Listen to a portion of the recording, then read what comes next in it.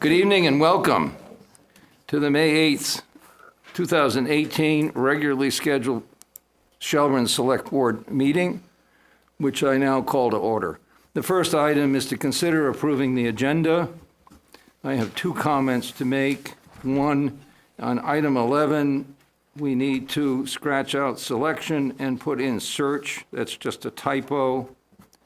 And I'm proposing to add an item 17A regarding a $700 expenditure from the Select Board's discretionary account for a going-away gift.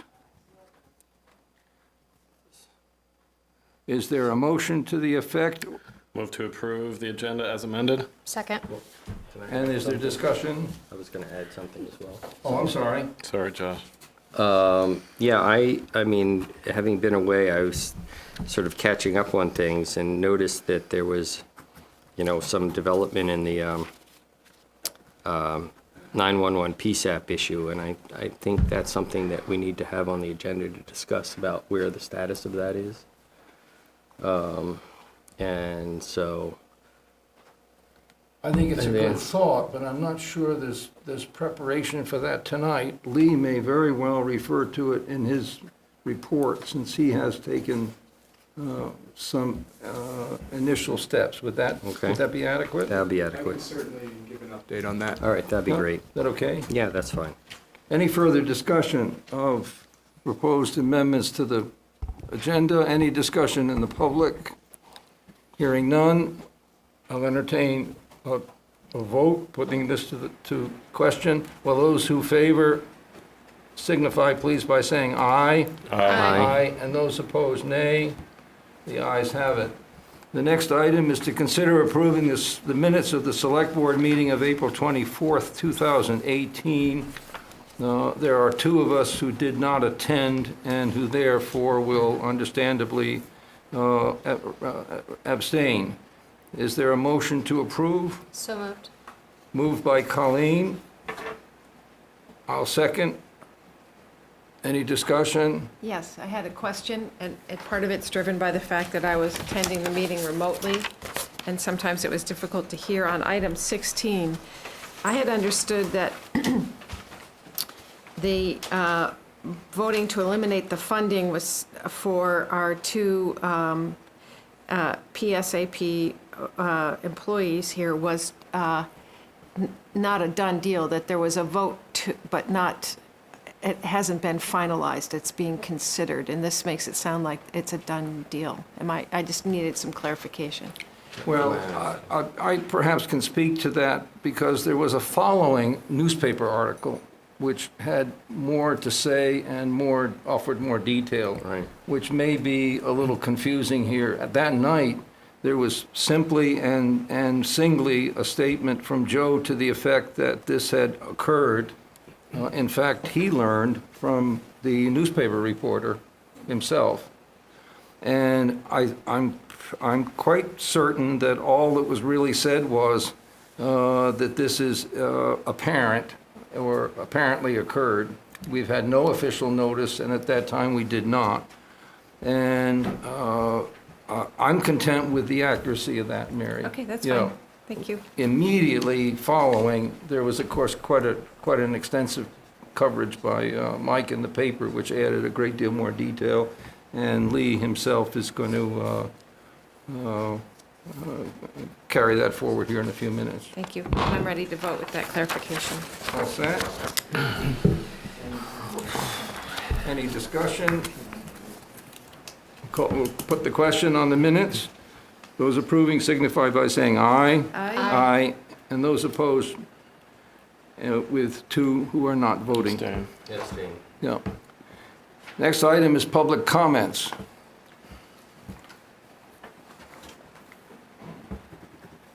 Linda.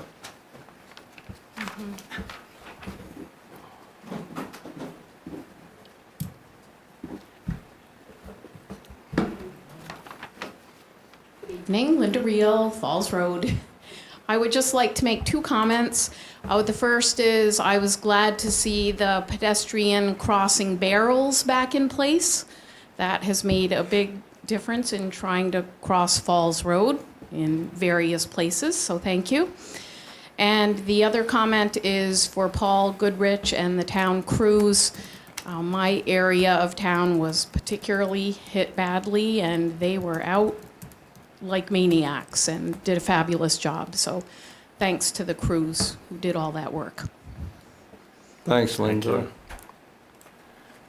Are there any other public comments? Hey, Gail.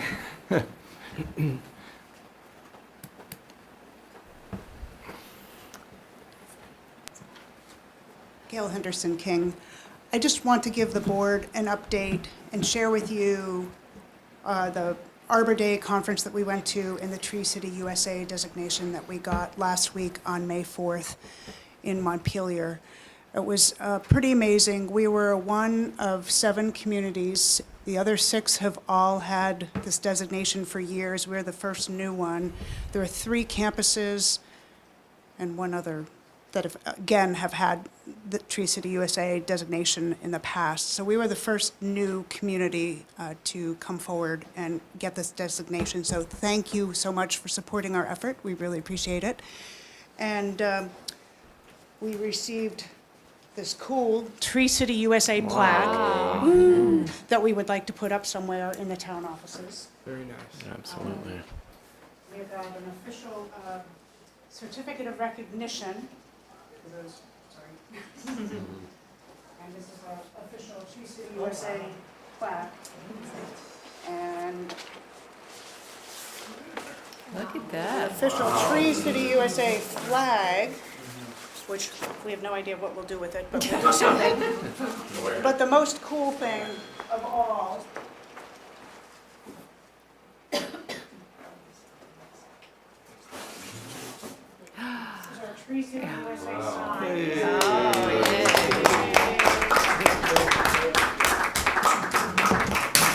Damn. So we are going to work with the Agency of Transportation because we'd like to put these north and south of the village coming in, but of course, lovely Agency of Transportation has to prove where these go, so we'll have to figure that out, but that's what we're thinking now. So we're pretty proud of this. This is pretty cool, so. That's awesome. It Anyway, is. I just wanted to share that, and it's an annual renewal that we have to do every year. So, and one of the requirements is holding our... Microphone. Sorry. I always forget about this. One of the requirements for getting the Tree City USA designation is that we hold an Arbor Day celebration. So we did officially hold our Arbor Day celebration on Saturday after a much disastrous Friday night. Thank you, Jerry and Mary, for showing up. That was great. We also had a few other people. We planted trees, the Korean maple trees that were part of the war memorial that were the right tree in the wrong place. They're now along Falls Road. So Channel 5 News filmed us only because they happened to be here looking at all the trees that had come down and the chainsaws buzzing all over the place. So because they couldn't get out of town, they got to come to our celebration. So anyway, I just wanted to share that. Thank you again for everything, and hopefully we'll see these up in the community soon. These are NUTCD compliant retro-reflective signs, so they should be approvable by VTrans. Bravo. Good job.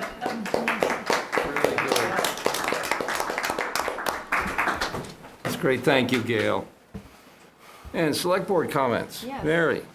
I have a couple of comments. First, I did want to give a shout out to Paul Goodrich, his team, the fire department, and the police department. I had the pleasure of being at the Fire and Rescue Annual Ball on Friday night, only to watch half of them leave at around 7:30 or 8 o'clock to respond to trees down. And I don't know how they did it, but on our way home, I live at the end of Harbor Road, and Colleen showed me photographs of all the trees down on Harbor Road, said I wouldn't get home, and by the time we went down, they were all gone. Like there were tree minions waiting with their chainsaws for the trees to come down. So real shout out to them, and also a shout out to the fire and rescue for all of the work that they do in the town. It was really nice to go to that event. I also wanted to say that, and I'm looking at an email from a member of the Pearson Library Trustees, that you probably didn't know this, but Thursday, May 17th is Vermont Gives Day. So it's a day where the state promotes giving to nonprofits.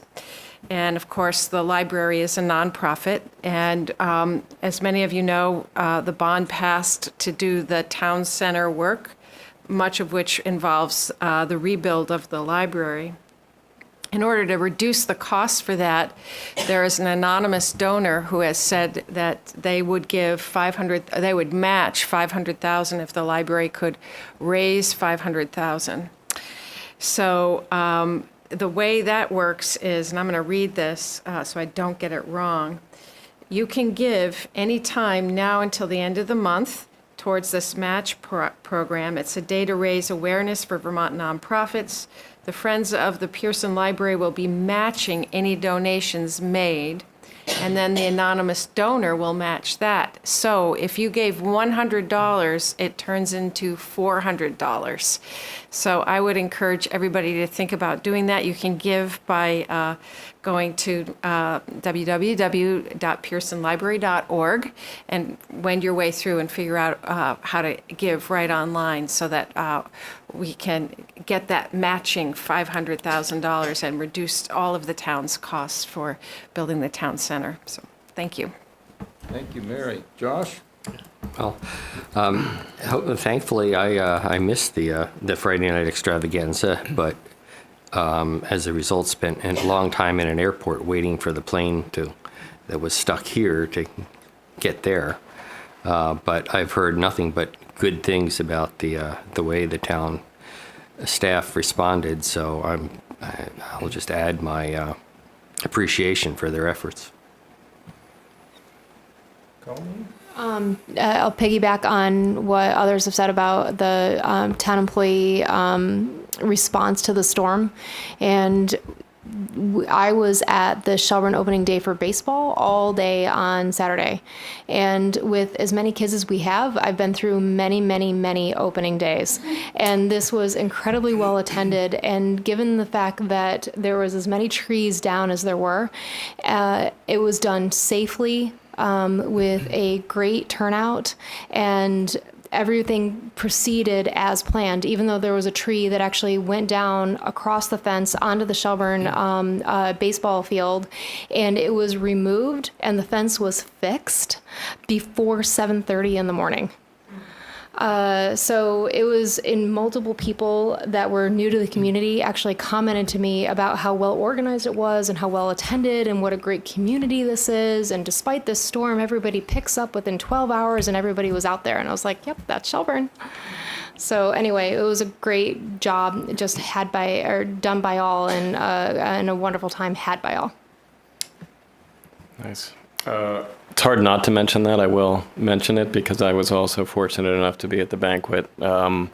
Just an exceptional group. I mean, Paul and his crew and fire and rescue, just a selfless group that sitting there, leaving their own party, and not a thought to just jump out the door in a very nasty storm and respond. So big thanks to that group. And then I also was very happy to see the pedestrian walkways up there. I think, that has an immediate impact on speeds, and seeing all the bikes out tonight and the walkers, it was just a good feeling. Really felt like a true downtown there, seeing that speed slow down. So thank you. It was an eventful weekend. And you have to be not only proud of our community, but you can point to the fact that we were planting trees Saturday morning, just as some other ones were being cleaned up from having knocked down. So it's a kind of resilience and spirit that may well be unique to ourselves. But the dedication and the continuing involvement through the weekend of most of our staff, a variety of departments and staff, is really pretty conspicuous. And our interim town manager, who's had an interesting week himself on first week on the job, was an important ingredient in that whole response. So we thank you. We are very pleased at the success of the Little League opening, for whom weather was arranged and it took place perfectly. And again, our thanks to the tree, to Gail and her fellow committee members, to David, the tree warden. It looked a little doubtful early Friday evening when those maples were over on their side, but glory be, by the end of Saturday, they were upright and seeking a new future. We thank you. It's a singular honor for the town, and it's nice to share in the pride that we all must feel. Thank you. The next item is the town. Mr. Chairman, I have one more thing, and I wasn't here last week, or the last meeting. I think this might be Mr. Crone's first official meeting, Yes. and I wanted to welcome Lee to the Select Board, and I can already report that he's just as swift as Mr. Colangelo when it comes to responding to emails, so thank you. And I do know that he was out taking photos of the Arbor Day tree celebration in his fire gear because there had been an accident as well. And baseball opening day. He was also there. Yeah, so it was a very There's like busy 5 of weekend, so he, undeterred by how much work he had to do this weekend, he appeared for work on Monday morning. I'm very pleased about that as well. So welcome. Thank you very much. Welcome. And hello. Grateful to be here. And it's now your turn. Well, thank you, and thank you all. I'd like to thank everyone for the warm welcome that I've received. I've worked hard in my first week to get around and try to meet with many of the staff and meet with folks out in the community and just listen and learn and get the lay of the land as rapidly as possible and jump in both feet first to be as helpful as I can be. I too would like to echo the hard work done by many of the town crews. We had wastewater and highway crews out there in the midst of the storm. We had problems with several of our sewer pump stations. And I was out there late that night just checking things around, and guys were out there with a smile on their face in the midst of the storm, just doing what needed to be done. And, the highway guys, the fire guys, some of them said they could barely even see their person next to them 4 feet away at the height of that storm. The rain was so intense, but folks were out there. And what that really demonstrates is, as a community, we can accomplish great things if we're all rowing together.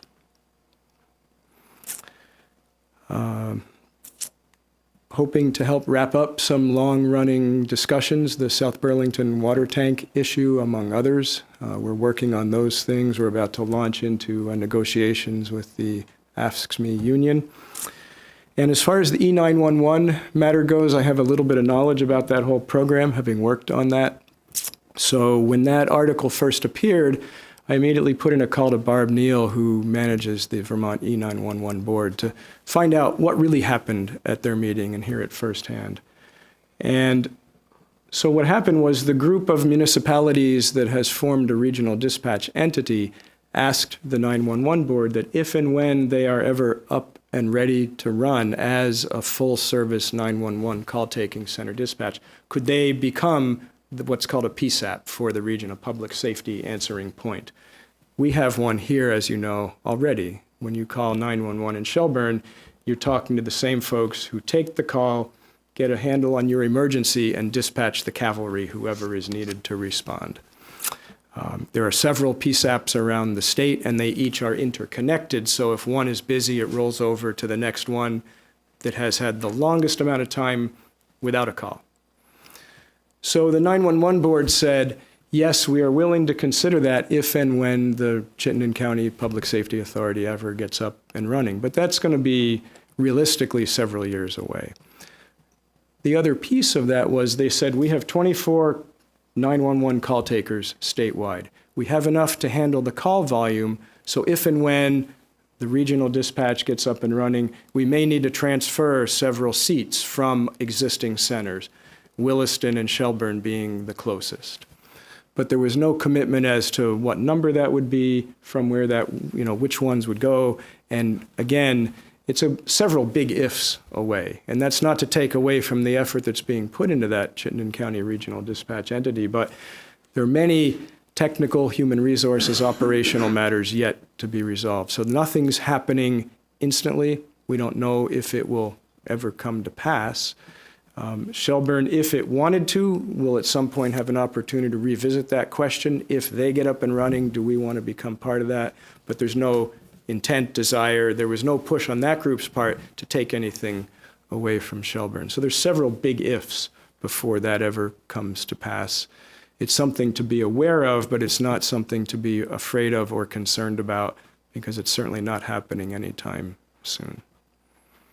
And Barb Neal did offer to come here and speak with anyone if we would like her to come to one of our meetings here.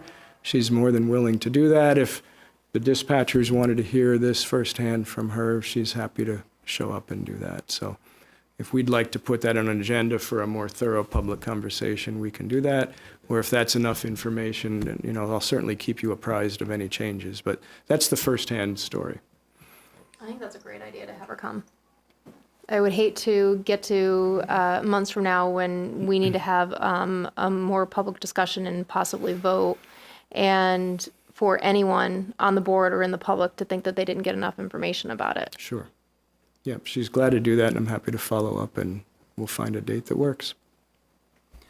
Speaking of schedule, do you want to introduce your question about June 5th? Sure. So as you know, we have dates. You have your regular meeting dates scheduled throughout the year. Your regular meeting on June 12 is when I have my pre-scheduled vacation, which I'm grateful to be able to do. So I was just wondering if we might move that meeting to June 5, if that worked for the board members, since that's still 2 weeks away from the May 22nd meeting, because May is a 5-week month. And if that were convenient for you folks, then I could still be here to help provide the service that you need. And then keep the second meeting in June at its regularly scheduled date. I would not be able to participate on June 5th. I mean, we can make alternate staffing arrangements if you want to keep it on the 12th. I just thought I'd ask. 5th is fine with me. I might have to call in. Why don't we get back to you in the next Sure. day or two? No and, immediate rush. All set? A couple other things I just wanted to put out there to plant seeds as a thought process. As we all know, the Town Center Library construction project will be beginning sometime soon. We've got some major sewer line replacement projects also in the works. So it's going to be a busy season around the community. And I just wanted to raise the question and suggestion of whether it might be helpful to put together a full-featured communication strategy to let the community know in advance what's happening, what things are going to look like, what parking is going to look like between the events here, farmers market on Saturday mornings.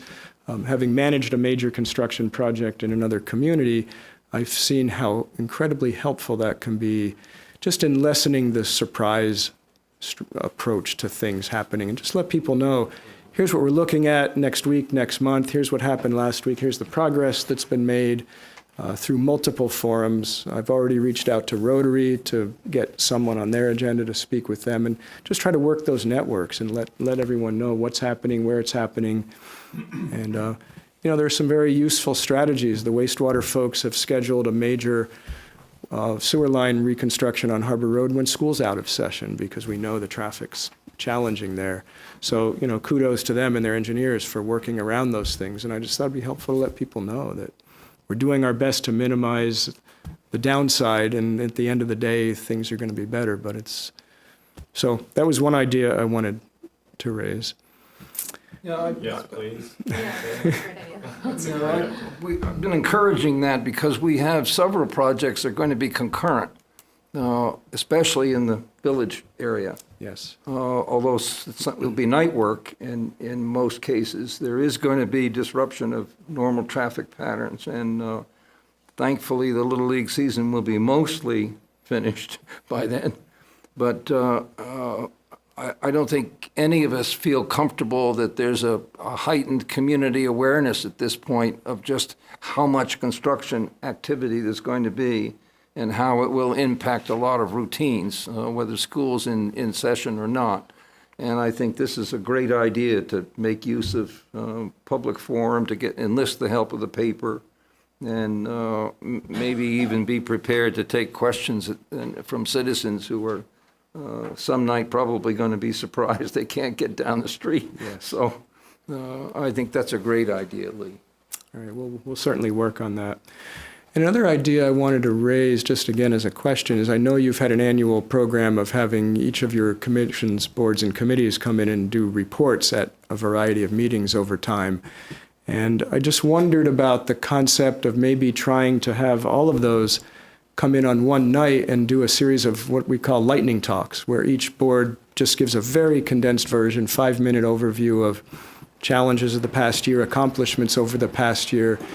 I thought it might help create a more efficient approach, but also I thought it would help create more interaction between the boards if they were each here to listen to what the others are working on, because sometimes it's so easy, the whole silo mentality, and one board's working on one thing, another board's working on something else, and not always those are well blended together. So I just thought I'd raise that as a suggestion to ponder as to whether that might be a different approach to keeping you informed of what all the boards are doing, but helping them keep each other informed as well. It's a worthwhile idea. You know, it would build upon the idea that was started, approximately about the time that I came on the board, but it was the chair's idea of having each board have a dedicated time to come before the select board, with the idea that once we kind of heard what everybody was going through, that we could make those connections.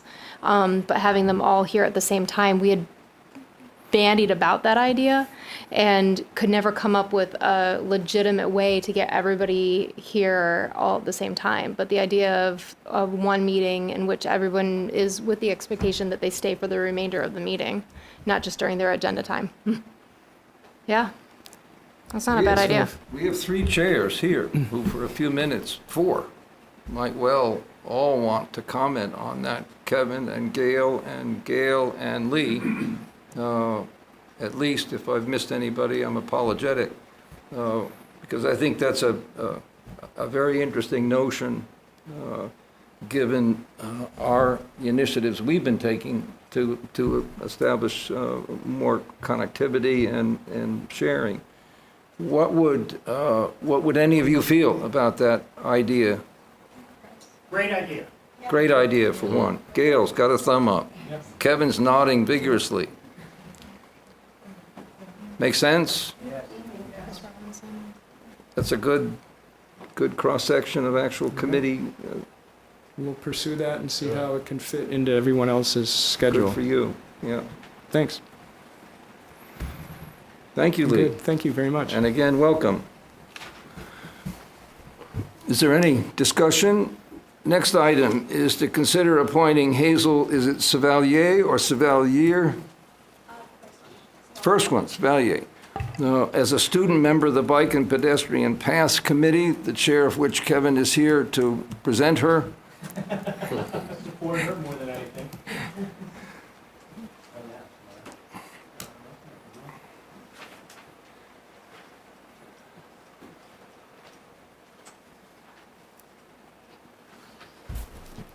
So my name is Hazel Civalier. As you said, I, living in Shelburne, go to CVU, of course. I live over on O'Brien Drive, so pretty close to here. So I first learned about this opportunity and was just really interested because of my interest in the environment, which of course includes finding non-motorized transportation, which ties into the Paths and Bicycle Committee, which I'm interested in. I also have an interest in a career in environmental law, which ties into the government. And really, overall, I'm just really interested in learning more about both of those areas.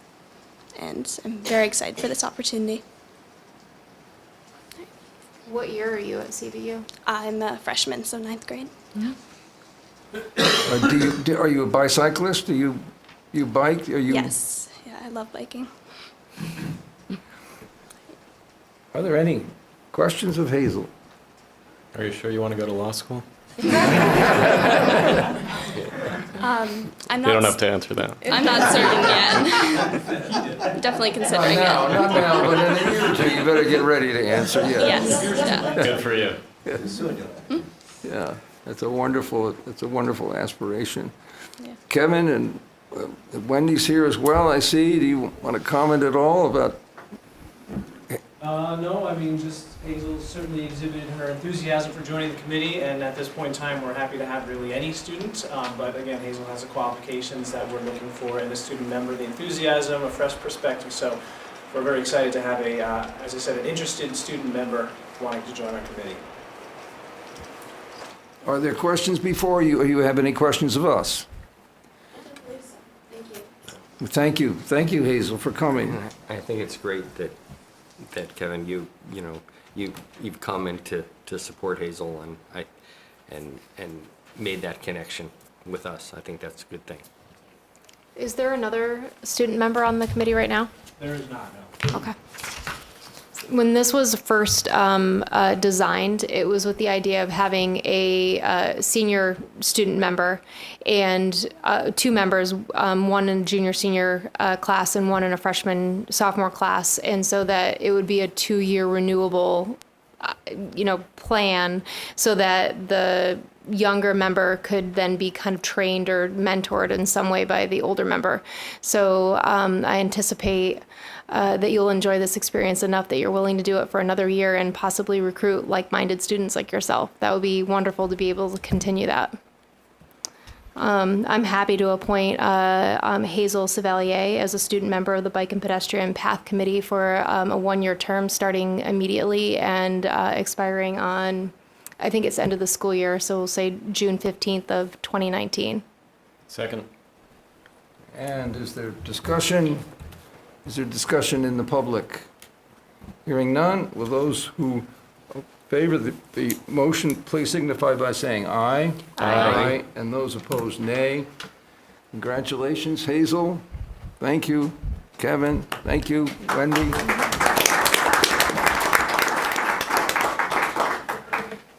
The next item is to consider appointing town representative to the Pearson Library Building Steering, It's to consider appointing select board liaisons to the Ethics Committee. Lee Suskin is here, present. Do you want to take a few minutes to introduce the status of revision before we consider appointment? Sure.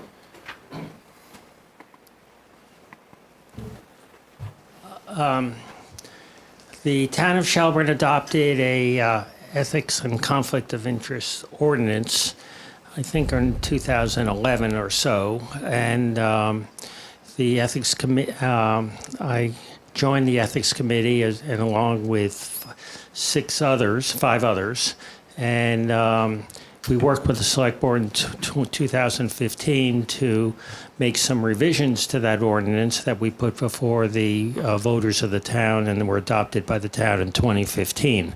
In the last year, we've had some experience that we had not had prior, and we learned a lot about some issues with the current ordinance from the standpoint of not only the ethics committee, but the members of the town and the select board. So we've been working for the last 6 months at least on revisions to that ordinance, and we are pretty close to having a draft that we're prepared to discuss with the select board, and so that the select board will be fully informed and they can revise as needed and adopt, hopefully by July. We sent a draft. Tom Little did a lot of work to prepare a draft that he distributed to all the committee members, I think, Sunday night. So my hope is that we can work with the select board, and I think in discussions I've had with the chair through liaisons with the select board that we might meet with, hopefully between now and our next meeting on the 15th, to fully get them up to speed, so we can have an effective meeting of the ethics committee on the 15th, and then we're on the agenda for the 22nd for a full discussion with the Select Board. Thank you, Lee. I'm going to propose that we nominate both Mary and Jamie as liaison to the Ethics Committee. It seems to me we have a glorious set of skills between the two, and that this subject is going to deserve very careful analysis and review. I would be personally quite comfortable in their common approach and their suggestions. I will say that there's been a pretty incredible amount of work done by the committee in the past number of weeks, most of which has taken form that we've all received of a current draft. I thought the production of a set of questions and indications from the committee that it would value directional guidance from the board was a really important step to engage all of us, and certainly personally look forward to our next meeting. The schedules work out pretty well, as some of us know, such that were either or both of you willing, hopefully both, you could attend the next committee meeting ahead of the actual production of the reviewable draft on the 22nd. So I'd be quite open to discussion on that recommendation. When is the next Ethics Committee meeting, Lee? On the 15th? a week from Are you tonight. Monday? Yeah. It's a Tuesday night 15. at 7 o'clock. 15. And in the town hall. All the other rooms were booked. Meaning the old town hall The across. old town hall. And it would be helpful if I could have some communications with the two of you between now and then, and maybe my hope would be that the vice chair and I could meet with the two of you just to get you up to speed between now and the 15th. And then you have another regular meeting on the 22nd, right? And Yes? then on the 22nd, you have a regular meeting, and We'd have a reviewable draft, yeah. and we will join you, Okay. and I'll leave it up to liaisons to recommend to the chair what that looks like. Thank you. Is there a motion to the effect of my recommendation? So moved. It's moved by Colleen to appoint Mary and Jamie as liaison to the Ethics Committee. Is there a second? Second. Seconded. Is there any discussion in the public? Any discussion amongst ourselves? Hearing none, will those of you who favor the motion please signify by saying aye? Aye. And those opposed, nay? The I'll ayes. vote for We'll Jamie, we'll abstain for abstain. me. Likewise. And those abstaining, who include the two fortunates who have just been assigned this responsibility, for which we're Yes. grateful. The next item is to consider appointing a town representative to the Pearson Library Building Steering Committee. And I might make a quick, brief explanation of why this item is before us. In the extensive discussions with Lee Crone about his employment agreement as interim town manager, an issue evolved, among others, which raised the question of whether Lee, as a sitting member of the steering committee, of which there are four, Colleen and it had been Joe Colangelo and two trustees, whether in his position as a volunteer fire department member, he would be entirely clear and unmistakably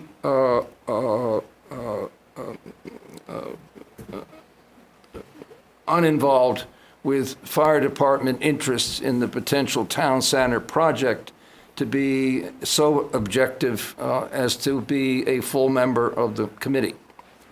We've addressed that by asking Lee to agree with the fact that he would not take the former town manager's seat in deference to eventually, of course, a new town manager.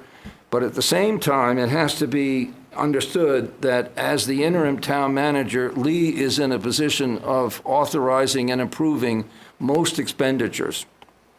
Now, he has a very direct role as a representative of the town in the project. It makes it a little difficult to be sitting in the room as one and not another, but I think we're going to manage it very well. And it's with the understanding that Lee will be in the meetings, but not as a sitting member, that it's up to us, and I welcome suggestions from us as to who should be an additional representative to Colleen for, we would presume, the interim period. Yeah, and just one correction, that the steering committee was the librarian, and who's now Kevin, and one board of trustees member, and then 2 community members, and then myself. So it was a core group Thank of you. 5, and the town manager at the time. So Can you remind us who's on it now? Who are the community representatives? Is it Kathy Townsend? Kathy Hansen is the library board of trustees member, and then it's Anne, and I don't know, you can put me on the Anne spot. Small.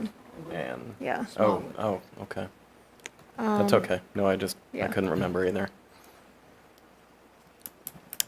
Do you? So like my recommendation, and I think the conversation that we had before Joe left, was that possibly it would be Ann Janda.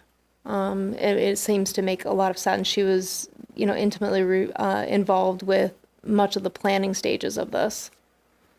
So that would be my recommendation, but I haven't talked to her personally about it. So, if she's not here, then we get to nominate her. That's how it works, yeah. Too bad, Ann, yeah. Yeah. Honestly, I think I'd be more comfortable if we had a board member in this position. This is a temporary matter of, I don't know how many meetings, would you say? 2, 3? Weekly. Weekly. A board member as a. Another select board We member? have Friday. Colleen. To take the, Oh. no, not Colleen. We have an open seat. Colleen has suggested that maybe Ann Janda could take it. It should be another Lee is town there and representative. present. Yeah, I'm suggesting that open seat might be filled by a board member, a board of trustees. a select board member. Okay. So 2 select board members on the steering committee. So we'd have 2 select board members and Lee participating as in some role, Observer, advisor. advisory role, yeah. That would be my suggestion. Colleen has brought up the idea of Ann. It's a great idea. I think we would be better asking Ann before Yeah. we make a decision. And the choice therefore may be, what's your pleasure? What do you think? I probably agree with you. Given the magnitude of the project, I think having another select board member probably would be worthwhile. Because the magnitude would be more than what Ann Janda would be able to fulfill? Well, I just think it's more of that integration of sort of oversight policy activity with that committee.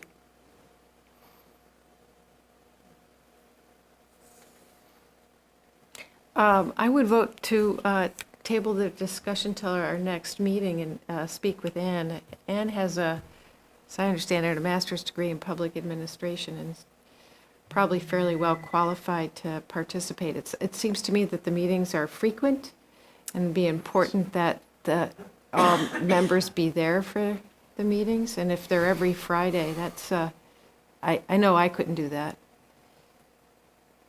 And Jamie agrees. Well, I My only agree for comment- myself too. I just am overextended to begin with, but I don't know enough. I'm not close enough to know the type of decision making. I also understood it to be more of an oversight type role, and I think that a staff voice would be important in that. I think there's value there, but I'm not close enough to know what the agendas look like and what type of decisions are being put in front of that group to know. So I think it would be helpful to continue it, perhaps, and gauge Ann's interest and bandwidth.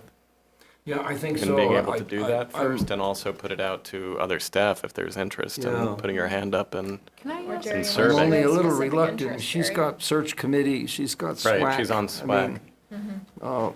I agree. I think that's why I I'm say check the just a- bandwidth with her, yeah. but Why don't we leave it to you? there are other staff members I'll who be might glad be to check with her, interested as well. engage her interest, and communicate back to you. Yeah, why don't we leave it to you, and why don't you come back with some recommendations or your view next time?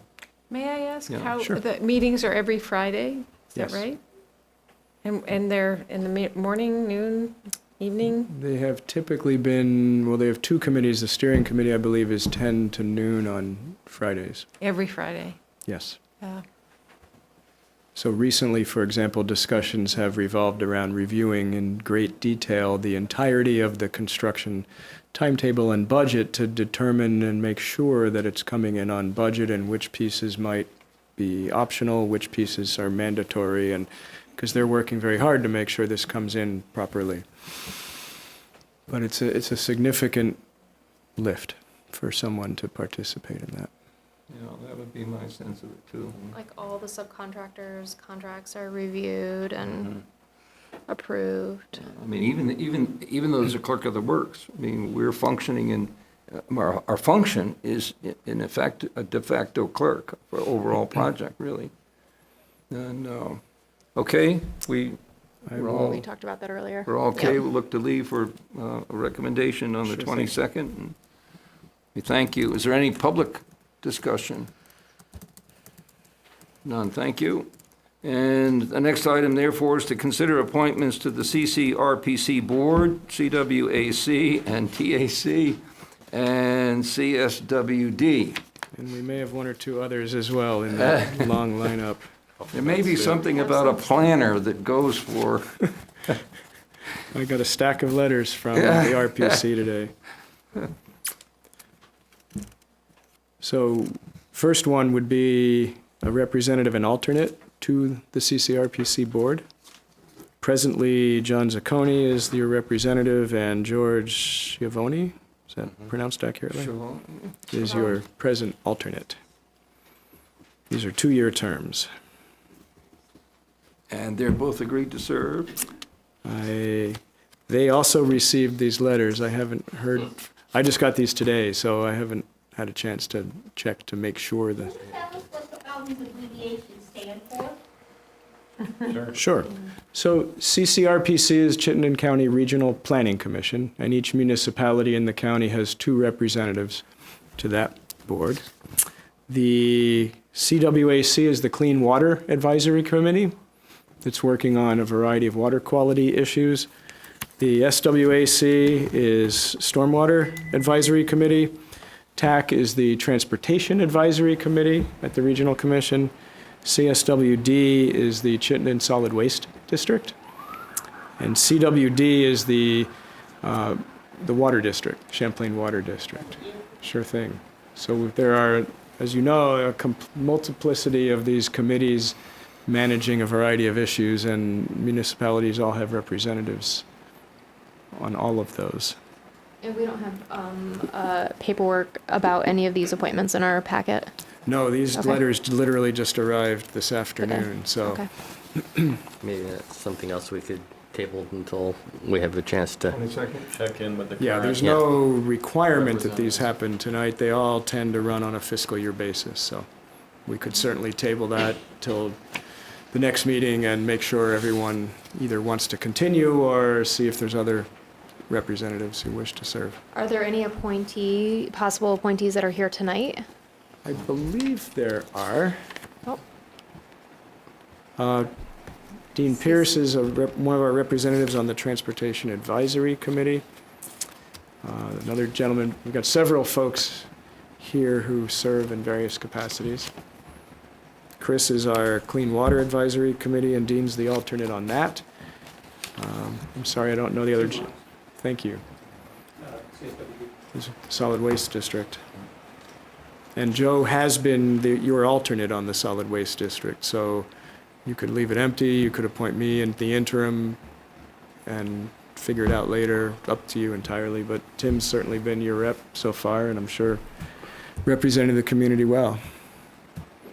Because I'm happy to make motions for appointments for the people who made the time to come here tonight. And you're interested and willing to serve again for another term? Absolutely. Could you spell your last name? Loucks. And that term is, That would be, how long, is that one 2 years also, Tim? 2 years. Yep, that's not part of the regional commission, it's a separate entity. So April 1st, 2020.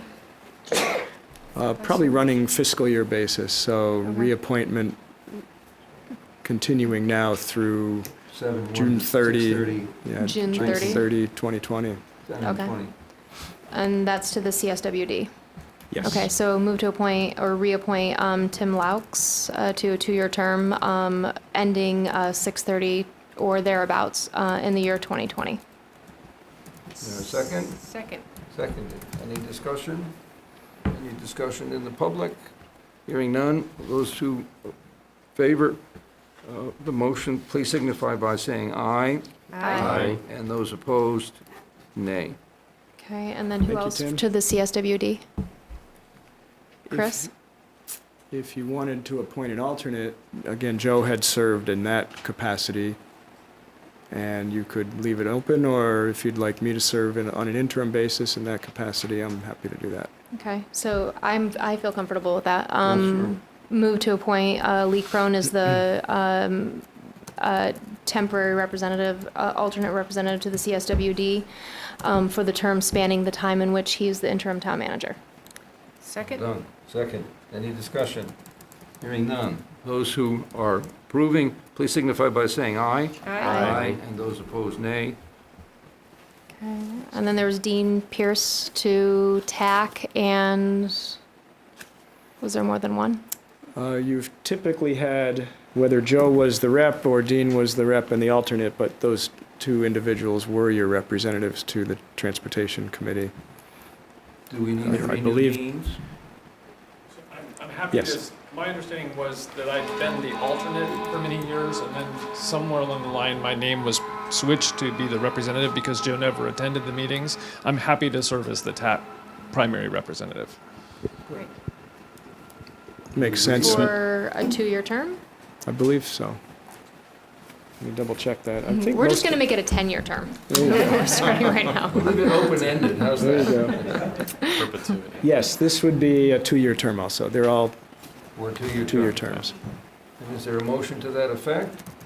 So moved. Second. And a second. And any discussion? Hearing Okay, none. good luck. Will those who approve signify by saying aye? Aye. And those opposed, nay.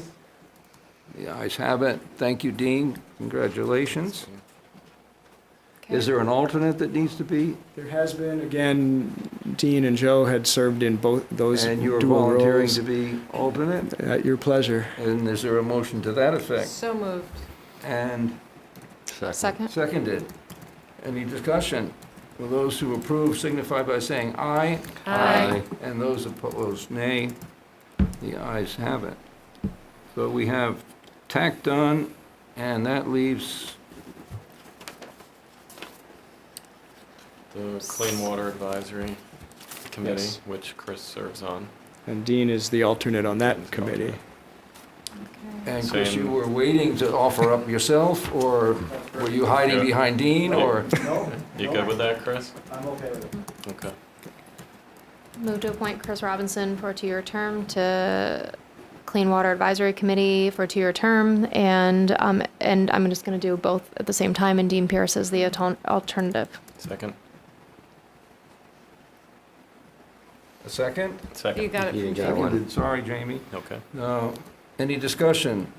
Those approving, please signify by saying aye. Aye. And those opposed, nay. Thank you. Tack and quack and swack. Yes. Okay, It's so quite those are a- all done, and the only one we have left is the CCRPC, which we'll wait for next time. Which is fine. Okay. And CWD, Chris, were you on that one? Or Rick? Okay, well, we'll work on that next time. Okay. So we're all set, as Colleen noted, except for the Planning Commission, Regional Planning, and we'll do that 5/22. Thank you. Thank you. Next item is to consider appointing a member to the Town Manager Search Committee. As by way of just a very brief introduction, we, as some of you know, set a committee membership at 15, 14 of whom have been appointed and have met for the first time in their organizational meeting. This last seat, call it, we preferred to schedule for this evening when there were 2 board members who at the last meeting were not present, are present. And the thinking all along has been that this would be a membership that was representative of town staff. There has been a staff member, Chris Eustace, who has voiced strong interest in being considered for the seat. There are others in the community, most recently Craig Worcester, who have contacted us about an interest as well.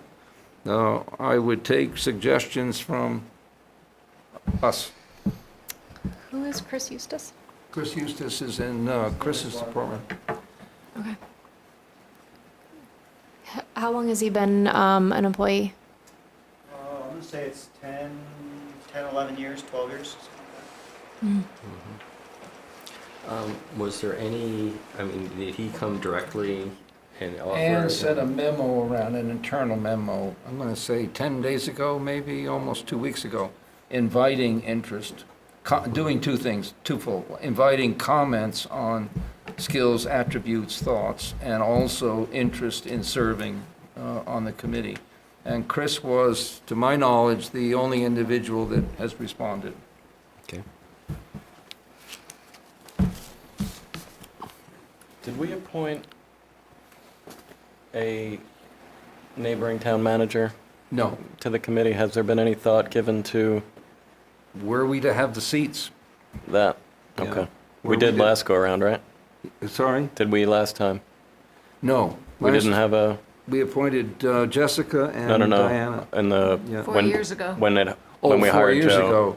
Not to my knowledge Okay. was there. Someone may, And with I, whom I serve may correct me, but I don't recall. There wasn't on the No, last I don't committee? recall. and I No. personally am not sure No. if I was in favor of that idea. No. There have been, for all of us to know, individuals who have expressed interest on in a more casual way, whom I've encouraged to first go to the meetings, which are public, and offer up any ideas and thoughts they had to members as it is, so that there's a, we certainly would be encouraging of people making input to the committee itself. That's in part why it's so broadly representative. There are 2 committee members here, and I'm sure they'd agree. Well, I think it's great that there was a town employee that was willing to give a little bit of more of their time here in the town. So I move to appoint Chris Eustace as a member of the Town Manager Search Committee. Second. Seconded by Mary. Is there any discussion? Any discussion in the public? Hearing none, will those of you who approve signify by saying aye. Aye. And those opposed, nay. The ayes have it. Thank you. Please communicate our thanks to Chris. Ann will be in contact. The next meeting is the 14th. Yeah, May 14th. Yeah. And thank you, Linda and Jane, for your efforts to this point. Next item, number 12, is to consider a road naming request. And we'll turn this one over to Peter. I'd also like to mention that Peter came in late the other night after the banquet just to shut down the town server, knowing there would be a variety of power surges coming and going. And he's always willing and able to be there. And in case anyone's wondering what all the sirens are, there's a major brush fire in Moncton. We have a crew already on standby handling Charlotte's station because they're on that call. Now there's a structure fire in the carpenter shop at the museum. So that's what's going on here. That's why Dave had to go. So. Thank you. And we're not surprised, Peter, that you would be shoulder to the wheel Friday night. Certainly not. I do have one admission, though. I forgot to turn the server back on for the library the next morning. So they were not too happy with me, but I'll learn next time that they are, in fact, connected to the town network. I didn't realize that at the time. I think that's changing with the construction project. So this agenda item, the town follows the state 911 road naming and numbering standards, adopted that a number of years ago. So that means when there's new projects that come in that require road names, we do bring those to the select board. The process we follow for those, according to 911 standards, if a new development has 3 or more houses or structures in it sharing a road, then that road needs to be named rather than just having it be a driveway. So as a project that Sterling Construction is working on, and this works through the DRB process they have followed that to encompass the 911 standards as part of their approval process. Before getting DRB approval, they do need a road name for their project, which is very helpful to do. This project is by Sterling Construction. It's a project up off Irish Hill Road. My understanding is there are 3 duplex buildings being constructed, so 3 or more structures require a road name. The process we follow is we give the developer a list of existing road names, ask that those that the one they're proposing not conflict with existing road names, give them a list of historical names in town, suggest that they look at that. If there's a way to have a historical name in their road name, that's a plus for it. And then they will submit those, a request, usually first choice, second choice, something like that. We then review that with Jim Mack in our dispatch department, who's responsible for dispatching emergency services to make sure the name is clear, doesn't conflict with another road name in town. And we also run it by the postmaster, Shelburne postmaster. The Sterling Construction had suggested 2 road names. The one that we, by consensus, have agreed to propose to the select board is Mill River Lane. Again, this is the Sterling project off Irish Hill Road. So we're asking for approval of that, and this will be a private road, by the way. Move to approve the name Mill River Lane for the private road off from Irish Hill Road for a Sterling Homes building project. Second. Seconded by Mary. Is there any discussion? Thank you very much, Peter. Will those of us who are approving, please signify by saying aye. Aye. Aye. And those opposed, nay. The ayes have it. Thanks, Lee. Next item is to reconsider funding for the Village Center Transportation Study as previously sought and approved as part of the Chittenden County Regional Planning Commission work program for fiscal year 2018. Do you want to ask Dean to? Yes, this Give us one a is in brief Dean introduction. Pierce's good hands. Thank you, Lee. I'm going to put on the computer some slides that supplement the material that was included in your packets. The requests that I'm here tonight for both have to do with policy and budget, so I'm going to do a very quick review related to budget because I got some questions that illustrated to me that the memo assumed some things. So if I start out by just reviewing them, I think it'll give people a better basis to make a decision. The Planning and Zoning Department portion of the town budget often includes a line that has money for what we call matching funds. And we put in that line dollars that we think would go towards anticipated projects, things that we think that we will apply to get a grant for in the upcoming year.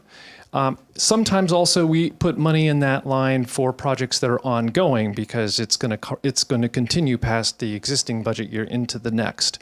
So we have the matching funds for those types of projects. Those matching funds leverage outside dollars typically. We apply for a grant. There's one grant program we apply to quite frequently called the Municipal Planning Grant, and it's the grant source that many communities use to update their town plans and their zoning and so on. We also use those matching funds to get outside technical assistance from groups like the Regional Planning Commission. We're not getting a grant per se, but we're getting a grant in the form of professional services. So we have in the budget those kinds of dollars. They're included in the budget typically with an understanding that those monies will be used for specific grant programs. So the municipal planning grant, like I said, or the UPWP, which is Unified Planning Work Program. That's the name that the Regional Planning Commission gives for the work it does, or for many aspects of the work it does. By putting money in a budget like that, it's believed that it can make grant applications more competitive. May or may not be true, but that's the conventional wisdom. Typically, if the money is put in the budget and a grant is applied for and we don't get the grant, then it doesn't get spent. And as an example, there have been 3 municipal planning grant program applications filed in recent years where we didn't get the grant, so the money stayed in the budget unspent or were absorbed back into the budget. The request that's before you tonight, having to do with this issue for the graphic design, would modify that practice by taking some of those dollars that are in the budget and not yet spent, but applying it to a related project. And I know I'm jumping ahead because we're supposed to talk about the transportation study. There are lots of policy implications that are raised by this. When should planning topics be studied comprehensively and when should they be studied narrowly? When and how should recommendations for studies be implemented? And how should different actions and investments get prioritized? So getting specific about the village transportation study, I included in your packets a chronology, and the bottom line for that chronology is that the idea of doing a village transportation study or plan update has been around for a long time. There's been a lot of good work done since 2006, but not a lot of people understand it. I understand it. Maybe 1 or 2 other people understand it or parts of it, but there's not a lot of awareness of all that work. So as it was mentioned in the memo that was in your packets, we have attempted in the last several years as a town, by going to the Regional Planning Commission a number of occasions and going to the region and also applying for these municipal planning grants, to get funding to update a major study that was done in 2000. And for various reasons, we would get approval to do that type of project, but then something else would be deemed a higher priority. The thing that I would like to stress is that we could call it a study, we could call it a plan. The basic idea is that having done all of this work since 2006, and owing to the fact that there aren't a lot of people that are fully aware of all of the recommendations and ideas in it, this update effort would really involve synthesizing all of that existing information rather than reinventing the wheel. I know that there are some people that think we don't need more studies, and in fact, to call this a study maybe is misleading if what we are really doing is combining the results of the studies that have been done since 2006, and there are a number of them, putting them out for community discussion and having some idea of what the priorities are. Because as it is right now, I don't think there's any sense of what the priorities are across all of these studies. As far as the dollars and cents go, the way that the budgeting works, we anticipated when this board anticipated doing this project back in about March or April of 2017, that the town's component would be $7,500, and that would leverage all of the professional services that were needed. Because of another study taking longer than was expected, this village update didn't begin in the fall like we thought it would. It still hasn't begun. And in part owing to the delays, and in part just owing to the Regional Planning Commission looking at this and realizing maybe it would cost more, they came to the town a couple of months ago or so and said, we think it's going to cost more, and therefore, if you'd like to do it, the town would need to have a slightly increased match amount. We had budgeted $7,500. They're saying it would take $9,000. So a $1,500 increase in the match amount is really the fundamental question. And as I understood it, or as I understand it, that was part of the discussion at your last meeting or 2 meetings ago, whether or not the board would authorize it. I'm not taking a position on whether or not you should authorize it. I'm just illustrating that if the project begins after July 1, there wouldn't be enough money to do the study. If the project began now and continued after July 1 and enough work was done right now, there would be enough money. That's essentially the equation. There is money that was budgeted that would be adequate to cover the slightly increased amount if it got rolling right away. But the longer it is before the project actually gets started, then the less likely it is that the funding would be adequate. Because it would pick up 2 fiscal years? Right. Yeah. It's a significant leverage, right? This is, the town's portion is 20%, so the RPC is really picking up 80% of the cost. Right. Just to be aware that your dollars are being matched essentially 4 to 1 in these kinds of projects. Of the 45, of the now 45. When you say of the now 45, I'm not. Didn't we start with 55 and then went to 45? And The matching amount, as the slide shows, was originally anticipated to be $7,500. No. And it's an increase of to $9,000 is what their estimate showed. So we a couple of things. We budgeted as though this project would be done in the fiscal year that we are in. We thought start in the fall, finish by June. And it would have all been covered by the $7,500. The $7,500 hasn't been spent. And in the coming year, there were, at the time the budget was put together, there was the sense that we would apply for multiple UPWP projects, but we ended up not.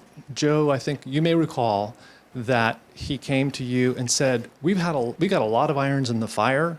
We, as staff, don't recommend a full slate of UPWP projects. We recommend just toning it down a little bit. And in the end, I believe there was only one project that was proposed. It has to do with, a lot of it has to do with utility mapping. So the $9,000 that are in the budget for the upcoming year, $4,000 of that is to go towards this utility mapping. And then the other $5,000, we thought there would be some UPWP project conceived, but in the end, there was never one conceived. And that's what makes it possible to contemplate doing the transportation study / plan at this late time, even though we hadn't explicitly budgeted for it. Just by luck, we have $5,000 of the 9 that could be used to cover the total 9,000. But if we wait too long, we're going to have to finagle something, wait even longer and span the next fiscal year and the one after, possibly, or do something else entirely. I'm just, again, trying to make it clear that there is a way to finance this if the board's interest is in doing that kind of work. We're talking about 2 things, right? It's either or. Either we do graphic design work with that 5K. Nope, we're talking about transportation now. Okay. I'm making bold promises. You can have it all. Right now, I'm talking about transportation and the dollars that were programmed for the UPWP work. And if the board's wish is to do this synthesis of all of these studies, it could do it. It would need to get it started very quickly. And that is to use as much of the current UPWP funding as possible before we lose it and then have to start spending the next year's UPWP funding. When we get to the discussion of the town plan, it's related, but it's different dollars. My understanding is that this started off as a 37.5, of which our contribution was going to be 7,500. Okay, now I'm following you, yes. And then it went to 55 as a proposal, and back to 45, which makes a $9,000 commitment. Correct. So one question before us is whether we're willing to increase the 7,500 this fiscal year by 1,500. That's one question. A second question is whether the study is deserved or necessary at this time, as a larger question overall.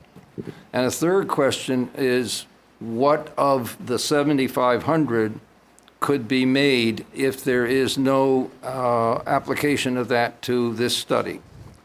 A fourth question is funding the graphic portion next fiscal year of the comprehensive plan. Is that an accurate summary of where we are? It's not how I see it. It isn't how I understood these agenda items were being presented to you. I had understood them as separate agenda items, and I saw the benefit of giving you the background on how the money is I paired them programmed. just as you did. That's my mistake, and for which I apologize. But I took them in tandem. Yeah. So, Yeah. so Jerry, the idea, I believe, is not to try to do the project using $9,000 in the current fiscal year. There's no point in trying to find an additional $1,500 in the current fiscal year, because even if we could find it, we couldn't spend it by July 1. So that's a pointless exercise. The question before the board, I think, first of all, is the larger question. Do you want to do this kind of study? It has been, reference has been made to updating this document. A reference has been made in the plan since the 2000 time frame. So the idea has been out there in the community that there should be this comprehensive look at transportation in the village. If there is the sense among the board members, as there was a year plus ago, that there's some value to doing it, then the question could become, well, how do we do it? And the answer to how do we do it is, if you get started quickly and you use funds in the current year and in the next year. Because by my reckoning, if you had someone going quickly and going full blasters, you might get them to use the $4,000 of the town's $9,000 commitment that the Regional Planning Commission is saying it would now cost. Or we all step back and we say, we like the idea, but we just need to do something more simple, and we use this time between now and the next fiscal year, and we say, we're gonna come up with something that the town's commitment is going to be only $5,000, and we organize something around that. Well, I'm confused. Even though we had a chance to chat a little bit, how much money has the town spent on all these various plans that the $9,000 would be contributed to synthesize them? What's the dollar value of the numerous studies? Yeah. That you had in the chronology. Just ballpark. I mean, I just don't want to throw baby out with bathwater here.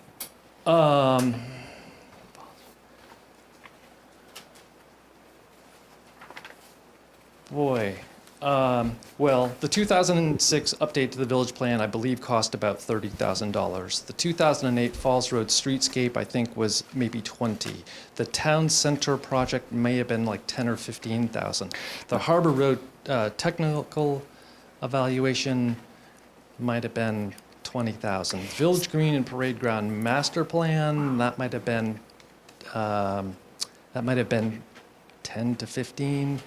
Of town money, or this is total so money? This is total dollars. So as far as figuring out what the match is, 10 to 20% of that figure? In some instances, 40%. It depends on the source. And there's a need to synthesize just because there's been so many different plans, and it's sort of like a hot chocolate mess, as they say, and somebody's going to turn it into a candy bar for us or something? So here's the way, with the permission of the board. So what's most important?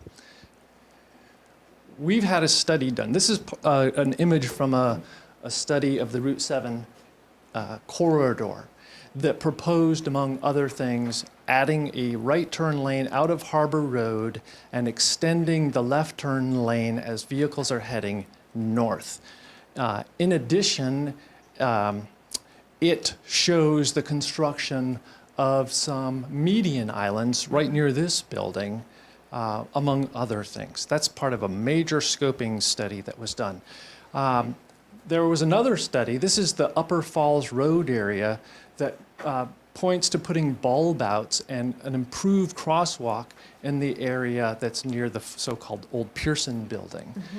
It proposes something similar south of the intersection. It proposes creating a change to the parking, putting a curb where the sidewalk is essentially at grade. There is a 2006 study that recommended, frankly, a lot of the things that the Village Safety Group has asked for. It's kind of ironic that it was about 2017 when some of the ideas that were first broached in the study in 2006 were raised before people really came to understand that this is something that we should do. This is an island that's proposed for the bridge at Falls Road. There are other design changes or striping changes in the road. This is the path up Irish Hill. My point in showing all of this is that I've asked rhetorically, does the board know what the priorities are across all of these projects? I certainly don't. This particular area has been the focus of the last 2 major sidewalk grant applications. Should that be the third? Should it be the subject of a third application, or should a different part of the village be the focus of such an application? There are ideas and plans to put parking behind some of the commercial projects along Falls Road. I mean, is that a priority? It was the priority of the former town manager, but parking is an important aspect of commercial success in the village. And right now, I don't know that there's a real clear sense of where that stands in relationship to other issues. There's an issue with the rail crossing on Harbor Road. I mean, is that something that the town wants to address?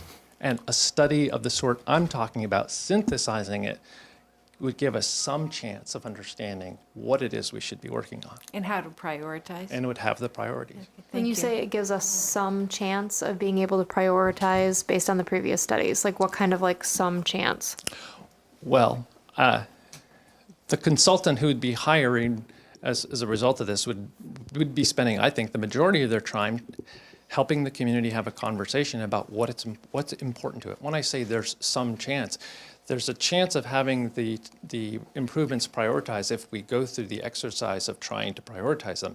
They won't prioritize themselves. So if there's no effort made, then what will continue to happen is that time will go by and an area will become a focus as a result of some group forming and saying, we want you to pay attention to this area.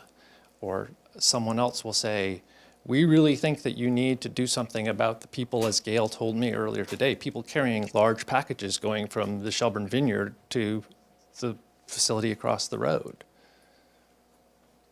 And then my final question is, do we know if we approve this where the $1,500 increase is going to come from? Sorry, if you put it in, you know where what? The extra $1,500 is going to come from. I mean, so the concept, as I'm understanding it, is that, or as I'm trying to communicate, there is the line in the budget that has $7,500 in it for UPWP projects in the FY 17-18, and a comparable line in the budget for 18-19. There's a $9,000 figure. We had already told the Regional Planning Commission that we want to use up to $4,000 of that for utility mapping. The rest of it hasn't been spoken for. got it. Thank you. And who reads and deciphers the study afterwards? Like who actually receives it? I know we vote to receive it, but who within the town office? Is it you or? Well, if we're talking about the result of this particular project, Yeah. Typically these projects involve presentations by the consultant, at least a couple to the select board. This is not the kind of study that's called a scoping study where the select board would be asked to identify what's called the preferred alternative. It's not that kind of study, but the select board would be involved in a presentation and would hopefully, you would see the draft and would have a chance to read it before you're asked to accept it. Mm-hmm. So in a perfect construct, I think what's being proposed is facilitate a conversation, reviewing all these prior studies, try to come up with a clear sense of priorities, and typically that would then feed into a capital plan and budget, or in some cases operational planning if it's involved something simple like a new crosswalk at a controlled intersection. That's typically something you can handle during an annual budget. If it were more complicated projects, it may start to get programmed into the capital plan and capital budget. The idea being, again, taking these 92 different ideas and blending them into a sequential set of priorities that year 1, we'd like to accomplish this, year 5, we'd like to do this. Instead of, as Dean suggested, somebody speaks loudly about a desire they feel is important for them, somebody else speaks loudly about a desire, and are we just responding to voices, or are these things within a construct of a comprehensive approach to municipal improvements that make sense over the long haul? And speaking of the capital plan, I don't mean to belabor this, but the project that is illustrated by this graphic here is a streetscape improvement for Falls Road from the Route 7 intersection to Church Street. I'm convinced that a project with, I believe, I'm looking over towards Peter, he may be anticipating what I was going to say or not. But I believe that there was a line in a capital program for at least a couple of years that had a figure in excess of $100,000 that involved this project. But I'm not really sure people knew that that's what it was for. It was in the last 3 or 4 years, and I guess I would ask, are board members sure that that's what they want in the capital plan, those streetscape improvements? Here's my take. First of all, I don't think the dichotomy is necessarily a group versus an amorphous body of studies that has not been sufficiently noticed. So much as it is a distinction between what the town can do with its roads and what the state may or may not do with its road. It seems to me that that there's a difficulty here in that any transportation study is going to relate to 7, which is a whole world of other differences in terms of investment, priorities, programming, impacts, and so on and so forth, some of which some people may feel are out of our control, versus town roads and ways which are under our control, first. Second, what's gnawing at me here is that there seems to be an executive need here, not a study need so much as an executive need. And by that I mean there seems to be, it seems to be more impelling here that a group, a body of some kind sits down and does that synthesis in our own terms, short of charrettes and public outreach, I understand, in an executive manner, maybe adjunct to capital improvement planning, maybe as a sidebar to comprehensive plan. And I'm having difficulty at this point accepting the fact that we need to go outside to have that done for us. Certainly in the face of the fact that when it's gone outside to have it done for us, it's not been for us, or we've not paid sufficient attention to claim it. Now, my sense is this is an executive matter, not a planning issue in a sense. And I'd be interested in your, and I'm aware there's some advantage now. For that, I apologize to you, Dean, that over a period of time, this has not arisen as a set of questions. Now it is because of a requirement for some additional funding. In a sense, that's unfair, and I appreciate that. But I wonder if you'd comment a little bit about what's the key gain here from this study versus us sitting down making executive sense of what we got on the table already? I would respond to that, Jerry, by saying I think of it as an opportunity. If you, as a board, act in an executive fashion, you can be proactive rather than reactive. The experience of the town in recent years with regard to a lot of the transportation issues has been that they've been exceedingly reactive rather than proactive. So if we can get out ahead of the issues, then we're not in a reacting mode, we're in a proactive mode, and we can actually move things, I think, more quickly. The second reaction that I have is that ideally will be a bit more rational rather than political or driven by the squeaky wheel gets the grease principle, which I think is how things work in many situations. But it's fundamentally a question: does the board want to operate in a mode where the resources are directed to those who make the most noise about something, to be euphemistic, or to have some other more rational process behind it? So you could, excuse me, my members have to indulge me just one more minute. You could attribute that to a vacuum, and that the neighborhood group that's been as active as it has and successful as it has, you could understand as being a group that's operated in what they perceive to be a vacuum, a lack of executive leadership, and took steps to provide their own. Now, I'm suggesting there's another way to see this, which if, as you say, we were, and I count myself among them, I was a board member when this was introduced. I'm not failing to criticize myself. If we adopted an approach here which says, how about we take executive account of what we've got? And I agree with you, I'm ignorant of a good number of these. Before we commit to yet another, which already is being priced beyond our original estimate, that maybe that's alternative to be seriously considered here. Can I respond?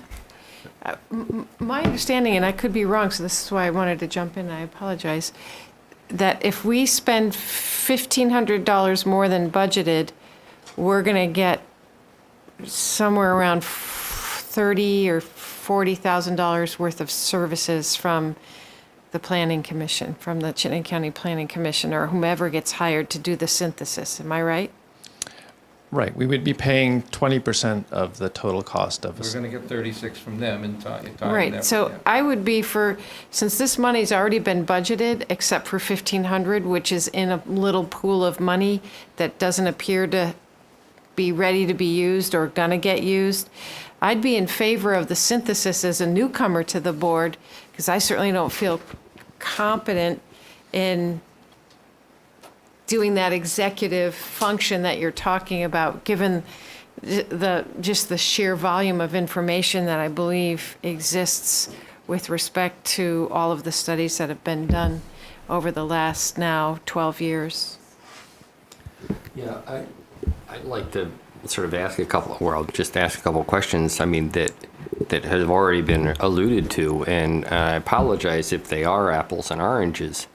But I think, it's been stated that the Village Safety Committee sort of in the last year, and others, there have been lots of input and suggestions about things to do, very concrete things to do. And it seems to me that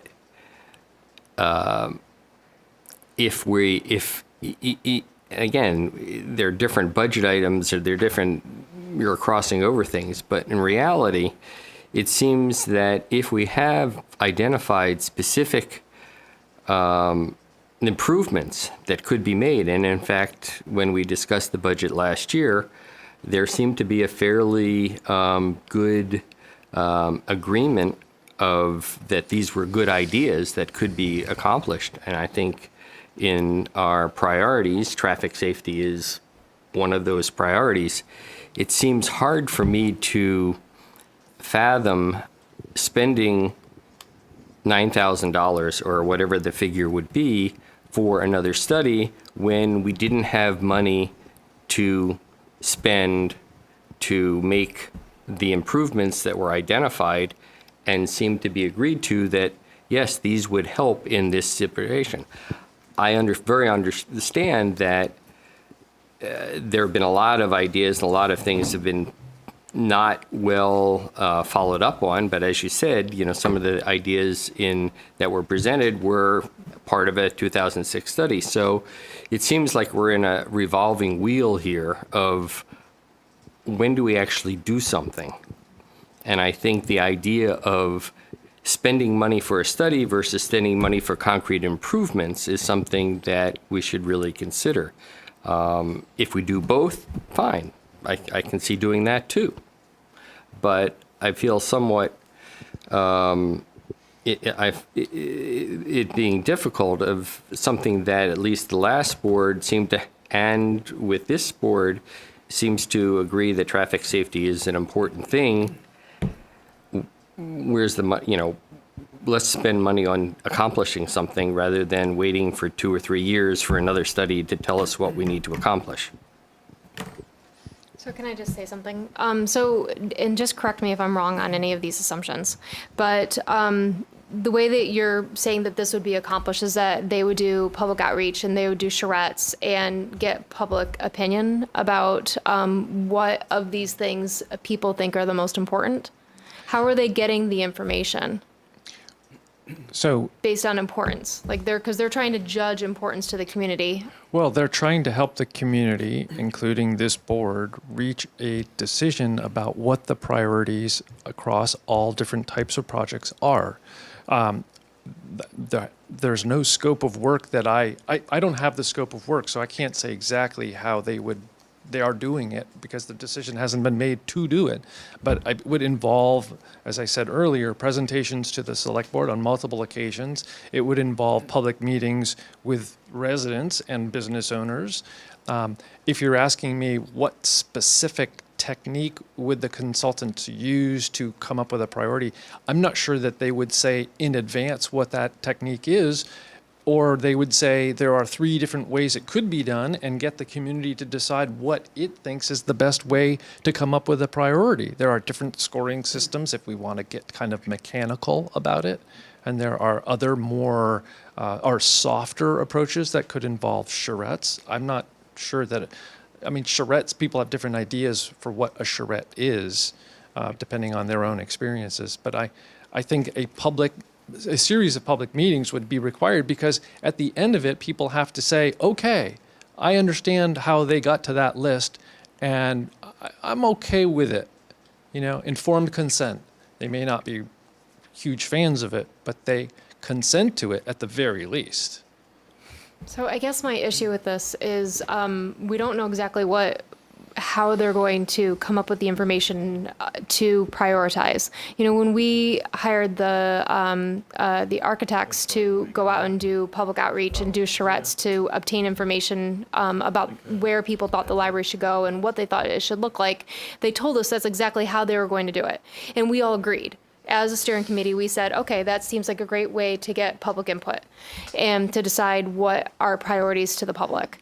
This, we don't really know exactly how they're going to achieve it, but we know that there are going to be presentations. People can attend the select board meetings. We can give input. But in the end, it's who shows up. And so it's still going to be the squeaky wheel. It's whoever shows up that's going to say, this is the most important thing to me. It's not like a town-wide approach. Mm-hmm.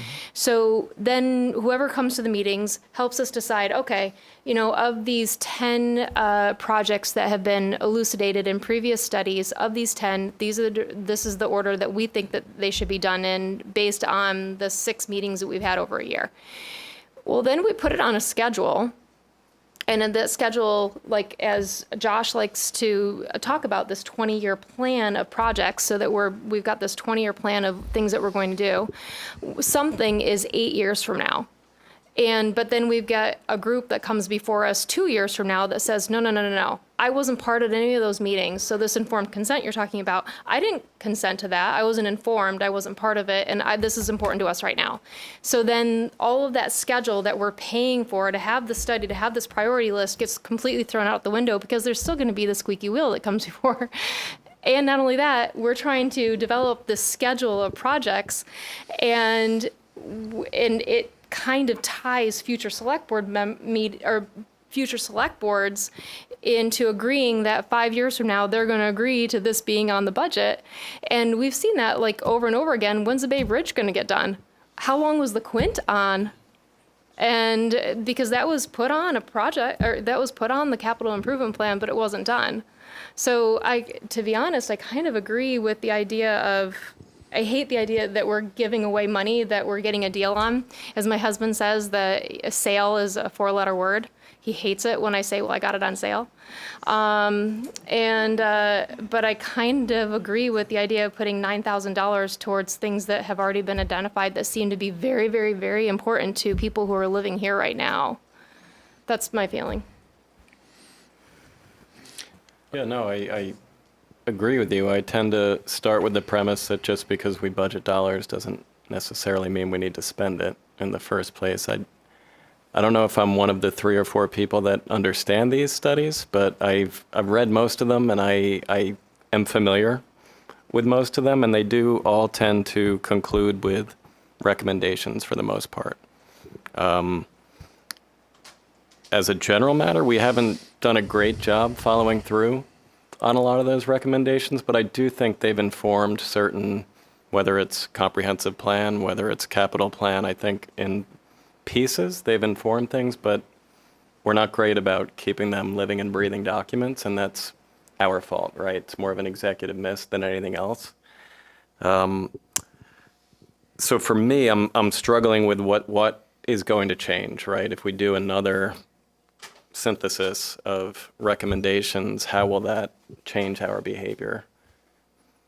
I'd like to hear from Lee.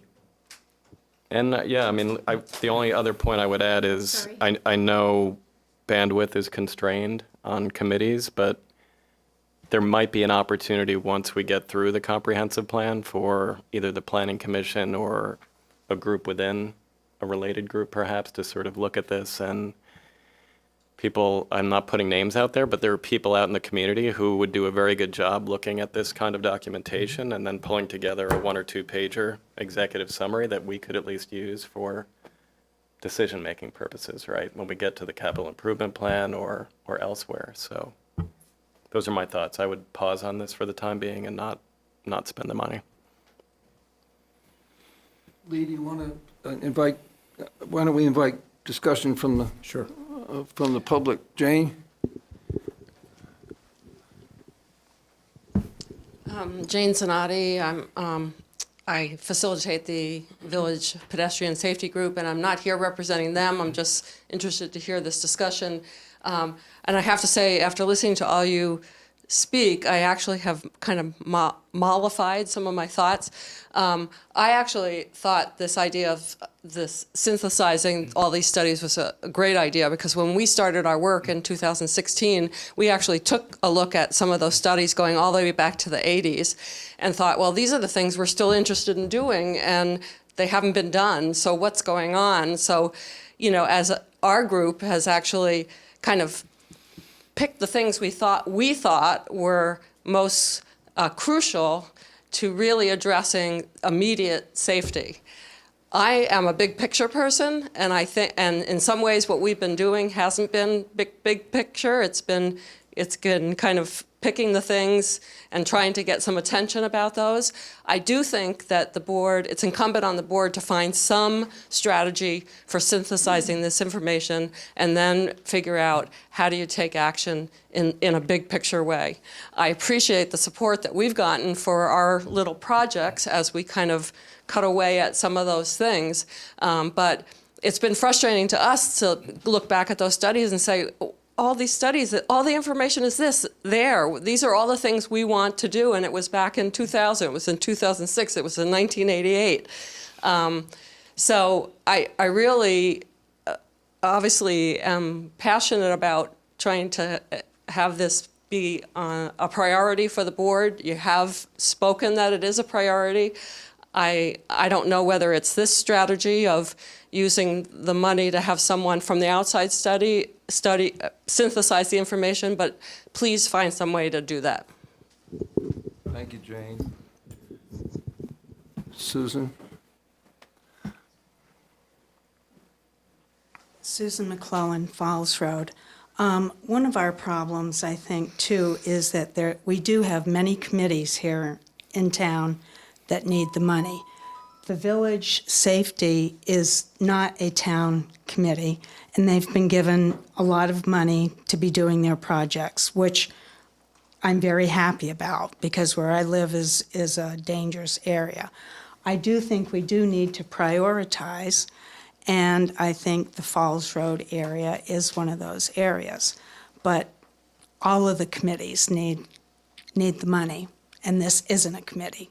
So we do need to prioritize. Thank you, Susan. Anyone else? Hey, Wendy? Sorry, Tom. Oh. No, come, Wendy. Hi, Wendy Seville. I'm on the PAS committee as well. Our committee has applied for a grant for improvements to Irish Hill for several years. We hope to get that grant. I think we'll probably submit that grant once again. At one point in time, Irish Hill was considered important. Then the Southern Gateway, also important. Bay Road, we didn't like the consultant's study. But for my money, these were professionals who did do the study, spent a lot of time, their expertise looking at these. As a taxpayer in Shelburne since 1989, it really concerns me about all of this money that's gone to professional services, and these studies sit there and we go, oh, way too big for Bay Road, and everybody shows up because everybody feels passionately about their neighborhood. I'm concerned about an all village, all town area. I started out living in Hullcrest. Now I live on Mount Philo Road, off of Mount Philo. Love our sidewalk. People said, oh, you poor thing, you're getting a sidewalk. So I just feel that all of this money, we should take a look at it, and it sounds cheap to me. I mean, $9,000, and it's already budgeted. As a taxpayer, I think it's important.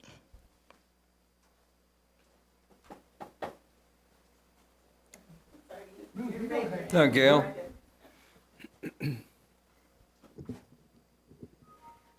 I kind of am echoing what Wendy just said to some degree. I wonder, given the responsibilities of everybody who's sitting at the table, how quickly and how completely you can do the kind of synthesis that someone else could do. And I understand that it's difficult to spend the funds. I also think that it's very important to do all of these projects. And I hesitate to think that we're going to delay them for years and years and years because we don't know what's the most important one to do. So somehow or another, we've got to make those decisions, whether it's a consultant or whether it's a group, an executive decision. It does need to get done, and it needs to get done quickly, because at least the project that we've been concerned about, I think, has to do with people's lives. I think that somebody's going to lose their life. I've counted the accidents that have happened on Route 7 south of the village over the past year. And it's not going to be too long before somebody is really injured. So I think to make a wise decision, we need to be able to make that decision fairly quickly. And perhaps doing it with a study is the best and quickest way to do it. Yeah, I agree with you, Gail. I guess back to Colleen's question, right, for all of us is, we have the Southern Gateway study already, right? They've identified a number of tactical things to do. That's in the can, so to speak. How do we as a community sort of gauge, is that number one, or is that what the consultant's going to do, is sort of charrette it, and who shows up, squeaky wheel gets the priority, or what's the expectation? And how does he even get to that? We don't know. Because I agree, I think we do have to prioritize it, but I don't know how, I'm not sure that's the best vehicle to prioritize it. Because what if the study comes back and says that that's actually sixth on the list of 10? Because these 30 people showed up on this one night during Yeah, August I'm not sure and what the decided. answer is. I'm just advocating for the prioritization to happen. Yeah. If it happens within the board or if it happens elsewhere.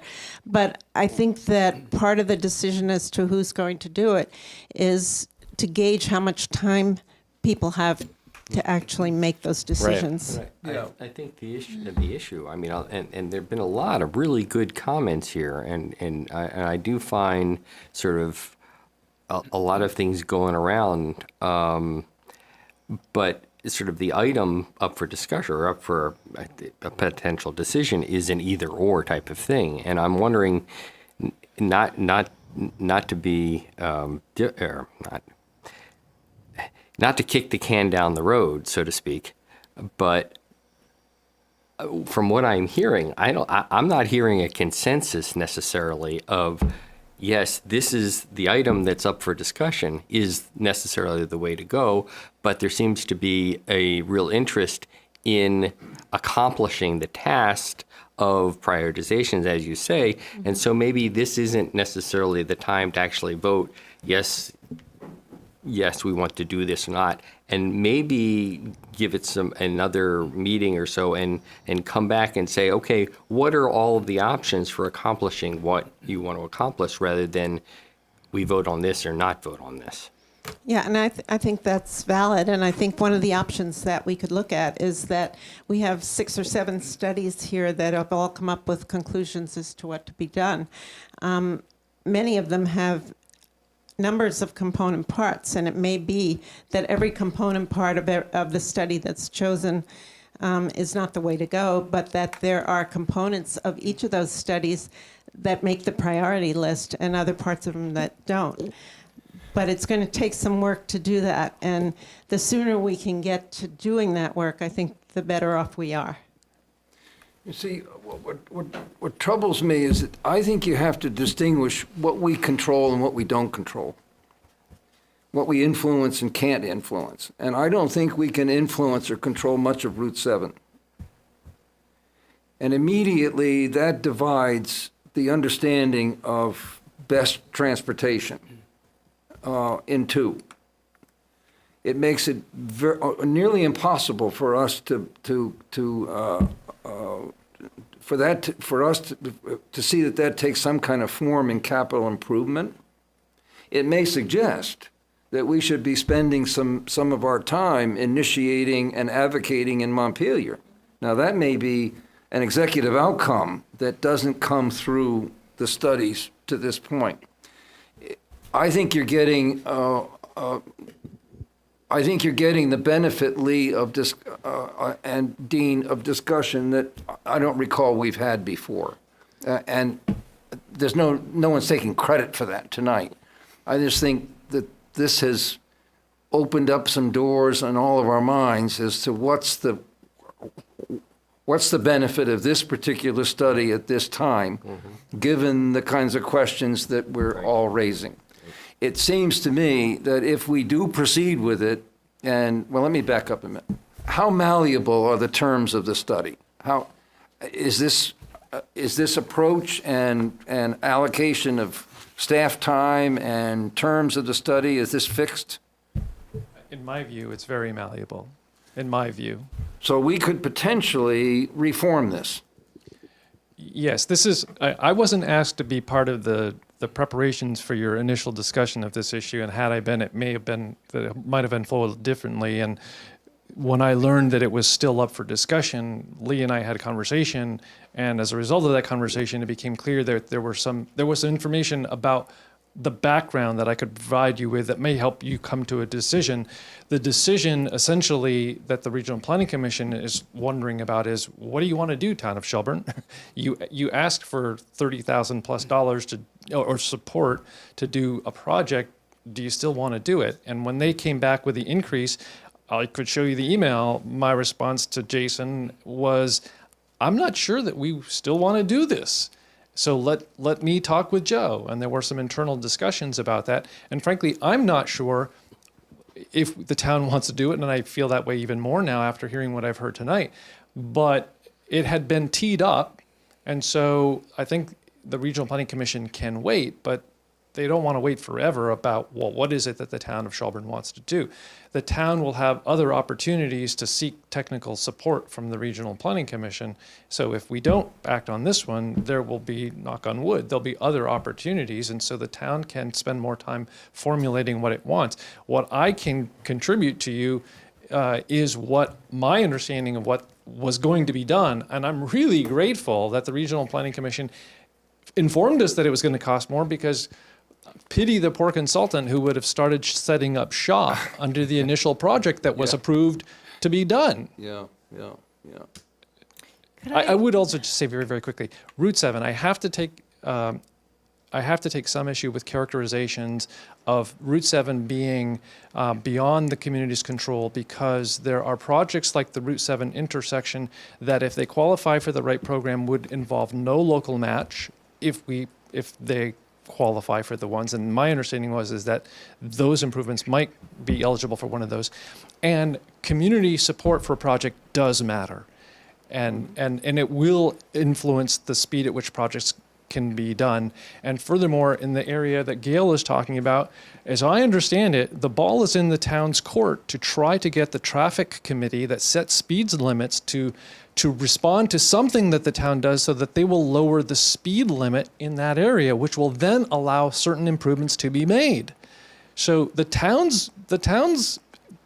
has the ball. So, and then lastly, the Agency of Transportation since 1996 has been working on processes that keep towns from marching to Montpelier to try to get a representative to get the money for a project. So we may try that, but that's not the approach that the agency is trying to do. And in fact, as your representative on the TAC, I try to influence the peers so that they say that really is the most important project under the rating system that's used.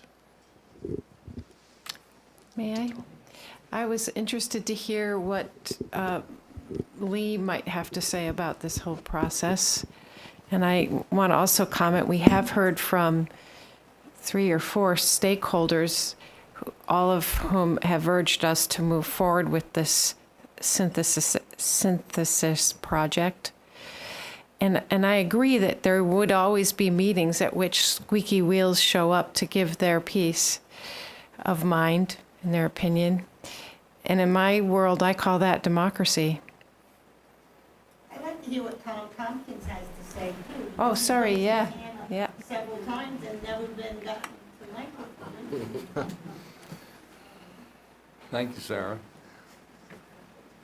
Well, I don't think it's very important. I kind of live in the past, but the 39,000 plus the 9,000 is about $48,000, and that's a pretty good salary for some people. I realize a consultant probably is supposed to make 5 or 6 times that amount. But, you know, I wouldn't think it would take that long to synthesize the past studies and come up with a recommendation. So I'm wondering if maybe something that we ought to look into forming a town committee to study, or maybe even use one or two of our existing committees. I bet a couple groups at a 2 or 3 hour retreat could hammer out a pretty good 1 or 2 page recommendation that at least this group could look at and react to. Tom, please. Tom Zanotti. I do think some sort of synthesis makes sense. The notion of this thing being a survey doesn't make sense to me, but it's pulling together and asking that the consultant look at the themes that have emerged across now decades of studies is, to me, really important. But you also may want to ask whomever looks at this through what lens do you want to look at it? Do you want to look at it through the lens of budget, safety of pedestrians and bicyclists, access to services and businesses in the community? Looking at these issues through those kinds of lenses, to me, will help guide any decision making. And I think it's incumbent on you guys to kind of identify what are the priorities. Because that will help shape decision making about how monies are expended. Yeah, I agree, Tom. It's a good point, because they refer to a Catholic small c treatment of all modes of transportation, including autonomous driving and ride sharing and so on. And that's an opportunity to underscore what is obviously a widespread community interest in walkable, bikeable town. So I agree. My sense, Dean, is that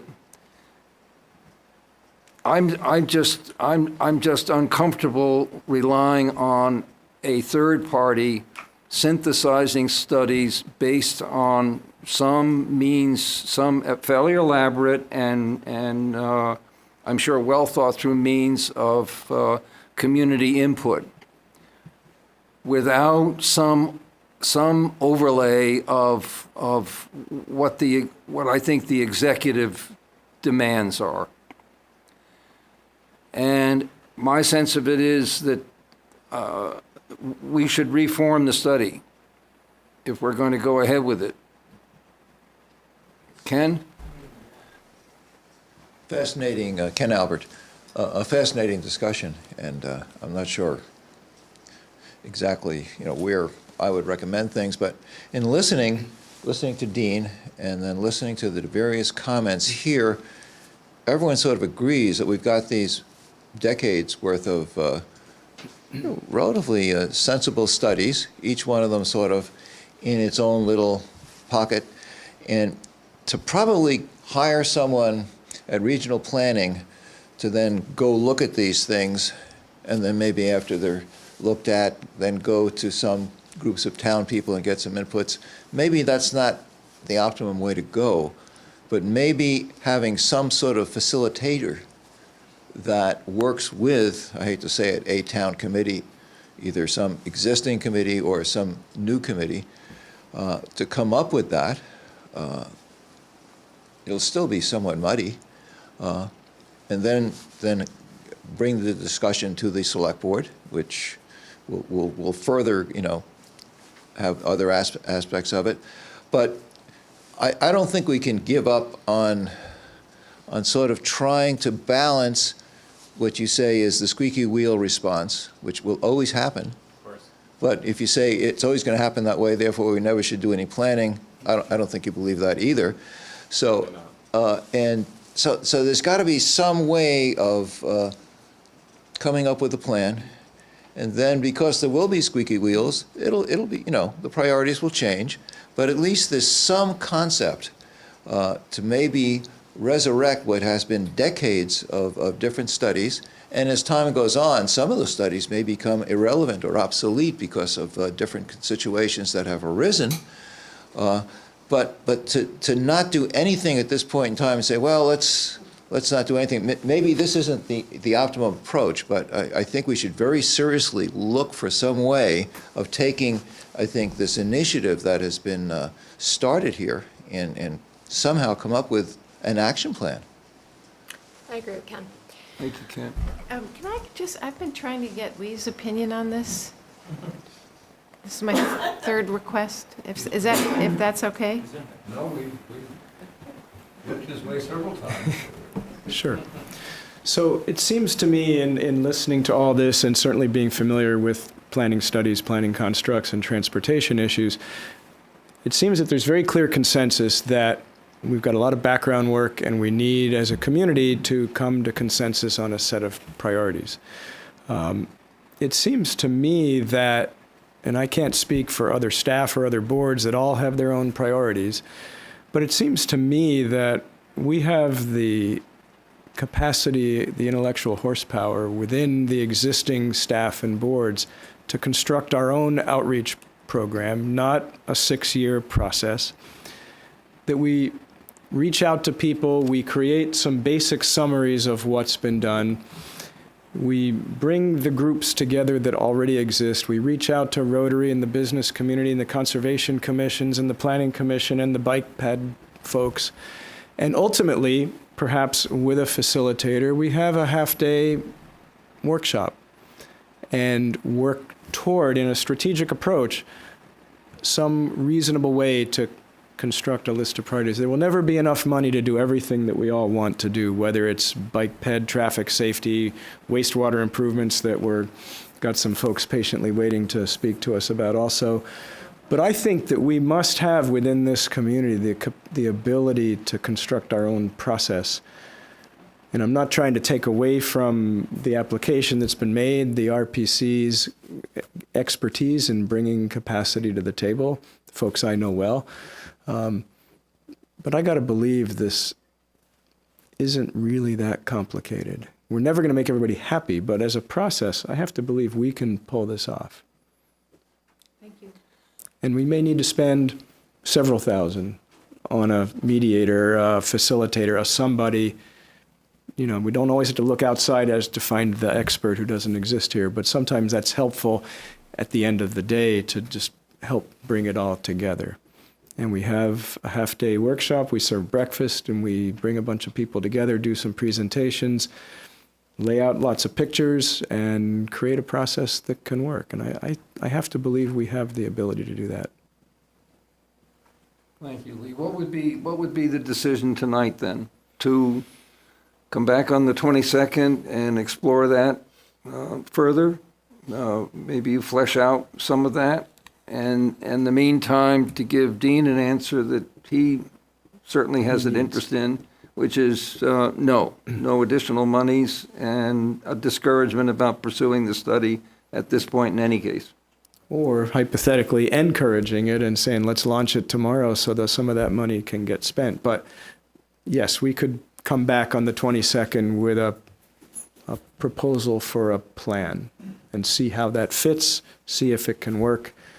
You may land back at Plan A, agreeing that to launch the study with the RPC, but... So are you suggesting, Mr. Chairman, that we table item 13? I'm suggesting we table 13. I'm not sure, we haven't discussed what such a decision, how that would impact 14 at the moment. Have you got time enough to come back for 14 on the 22nd? Well, that one's a bit of a separate question that I'm sure Dean Yeah. will elaborate on, but Yeah. I think that's an entirely separate... I continue to fail in my explanations that the funding that can be tapped for items 13 and 14 is separate. There's no I understand, interdependence. but if we don't do 13 and decide that to pick it up in the next fiscal year, then it would impact it. The issue with 14 is that it's different money that's available now that could be spent, and the sooner, if the decision is made by the board that engaging the design consultant is in response to the Planning Commission's request is a good idea, then my recommendation is to do that, is to start that process as soon as possible. Okay. And not wait until the next meeting. My sense of it, gang, then, is that we would positively consider 14, and that we would table 13 with a request to Lee that he flesh out some of the ideas we've discussed. Do you need a motion to that latter effect? It's direction of Up the to board. you, it's pretty clear. I think we've Direction of all the board. Okay. understand where that one's headed. And there's just To our no next motion meeting. on. So You- we're tabling consideration of item 13. In effect, we're tabling 13, and I'm wondering if Dean would be more comfortable if we had a motion to address 14. Well, the need for a motion, I guess, is something that would reflect the board's view on this. As I see it, the budget includes money in the same line. It's in the same line if it was used to It's just an match. allocation, yeah. It's reprogramming it Yeah. to. It's all for the town plan. Yeah. I approached this topic with Lee and said, your interim. It may be, maybe the best thing to do is to ask the board. Yeah. But a manager who's been in the position might have simply said, sure. Yeah, it's a within category decision. I'd be comfortable that we could do that verbally, so. I mean, I encourage this use of the money because for many years, town plans have become ever more dense tomes of encyclopedic text, and they kind of lose their value as a community vision. And having seen other plans, having worked on plans myself that become more illustrative, more interesting and readable and usable, they become more valuable to the community. A case in point is the historical, remember when the historical HRDC did their design guidelines? And did that marvelous Brandy piece, did a- marvelous graphics piece that made all the difference in the world. I mean, Yeah, the only comments, if I could just address this issue briefly, that weren't mentioned in the memo, is that the graphic designer who has been in discussions with us about this has met with the Planning Commission. She's a Shelburne resident, who has demonstrated competence in this work. In fact, she was hired by the town of Essex to help them with a very similar project. And the Essex Town Plan was selected as the plan of the year by two professional organizations, with design being part of the reason for that selection. So we got local talent. I guess the question I have in all this, and maybe Lee, you can, or Dean, is I think the comment you made about plans becoming very dense and very difficult to read is certainly something I've experienced. But on the other hand, are you going to lose anything by making it more appealing? Does it lose the instructional part of these are the things you have to do? And that's my concern in some of the things that I've seen done like this, is that on one hand, trying to make it more readable makes it more difficult to really go step 1, 2, 3, 4, 5. And if both those things can be accomplished, great. But the concern is, once you make it more eye candy, are you stuck with a sugar rush without really the real meat? I think it's a great question, Josh, and I don't see moving toward a more graphic, visually compelling design as inherently taking away from the other aspects of it that are important. Ultimately, it's a philosophy the Planning Commission needs to choose, but many plans have ended up including all sorts of information that isn't really required, but it becomes just part of the pattern that everybody does. So it might have 50 years of this data and that data and all the rest that could be an appendix in an entirely separate book that doesn't have to be part of the plan. When I actually reviewed, to switch gears from it, when I actually reviewed the Town of Essex plan that Dean referred to, part of my conclusion was, this plan makes me want to think that I'd like to live in this community. Okay, that's good. Because it communicated the heart of its values, not just 100 years of history. The history is important, and I don't mean to minimize that, but the plan doesn't have to have everything that planners and planning commissions have tended to include. So if a plan is really supposed to be about dreams and goals and visions and values, this is a way to help that happen. It doesn't inherently mean you lose the essence that's required under the statutes. Okay. I think you can do both. Mr. Chairman? I'm sorry, go ahead. I was going to say thank you, and do you want to continue? I want to make a motion. In view of the fact that we are very far behind schedule and there have been people waiting to speak with us, including folks who've come from the Chittenden Solid Waste District, I would move to reallocate $5,000 in funds originally budgeted as a local match for a municipal planning grant for the purpose of securing professional graphic design assistance for the new town plan. Second, and thank you. Second, is there any further discussion? All those approving signify by saying aye. Aye. Aye, and those opposed, nay. Thank you. Thank you, Dean, very much for your time and insight. Thank you. Thanks. Chris? Wastewater Plant Consolidation Plan, Phase 1 presentation. So in interest of time, I'm not going to give too much of a background or an introduction because a lot of it's included in the presentation. But I do want to introduce John Riley and Mike Schramm, our consultants from Hoyle Tanner and Associates, who have looked at our facility consolidation, and they have a presentation to present to you. Thank you, Chris. Again, my name is Mike Schramm.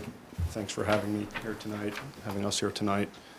I'm a vice president with Hoyle Tanner and Associates. I work in downtown Burlington. I'm a Shelburne resident. In addition to being a Shelburne resident, I'm on the sewer line. So just putting that out there before we get into the numbers. Again, this is my colleague, John Riley. John Riley functioned as the lead project engineer for the evaluation. So back in January of this year, we completed what we're calling the Phase 1 treatment plant consolidation evaluation.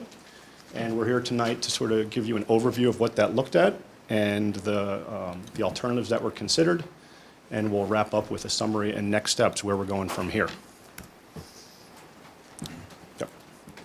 So starting off really broadly, the town owns and operates 2 wastewater treatment facilities. That's probably not news for most folks here, but I wanted to start off with some of the basics. For a small town, we have 2 treatment plants. You'll see throughout the presentation the abbreviation WWTF, Wastewater Treatment Facility, or sometimes we'll refer to it as a plant. Okay, but both treatment plants are approaching the 20-year service life benchmark, so they're nearing the end of their planned service life. Wastewater treatment facility number 1 is located off of Bay Road on Crown Road, and number 2 is across from the school off of Harbor Road. Yep. Here's an aerial view of treatment plant number 1. You can see Shelburne Road on the right-hand side of the slide. Just some major points about this facility, and some of these are in common with treatment plant number 2. They were both last upgraded in year 2000. They both utilize what's referred to as sequencing batch reactors, SBRs, for secondary treatment process. They both utilize cloth disc filtration prior to effluent discharge. But one of the ways the 2 plants do differ is where the treated effluent, where the treated water is discharged. Plant number 1 has a direct discharge into the southern end of Shelburne Bay. Next slide, John. Here's an aerial view of treatment plant number 2. You can see the tennis courts, Davis Park on the lower half of the screen. And the point I was making is the discharge out of treatment plant number 2 is into McCabe's Brook, which is a relatively small, sensitive receiving stream that flows north into the Platte and then finally into the southern end of Shelburne Bay.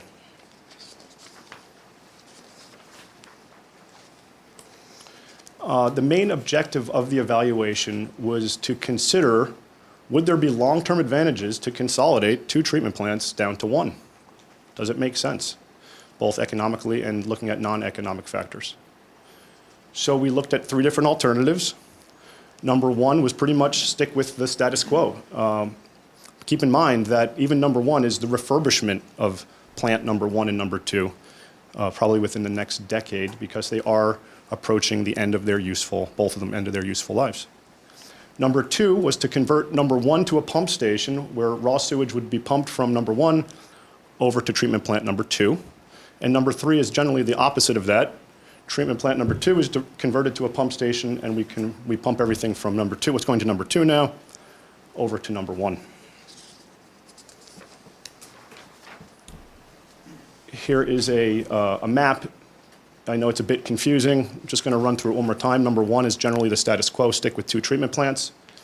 Number 2 is to take everything that's currently flowing to treatment plant number 1, which is, let's see, is it my...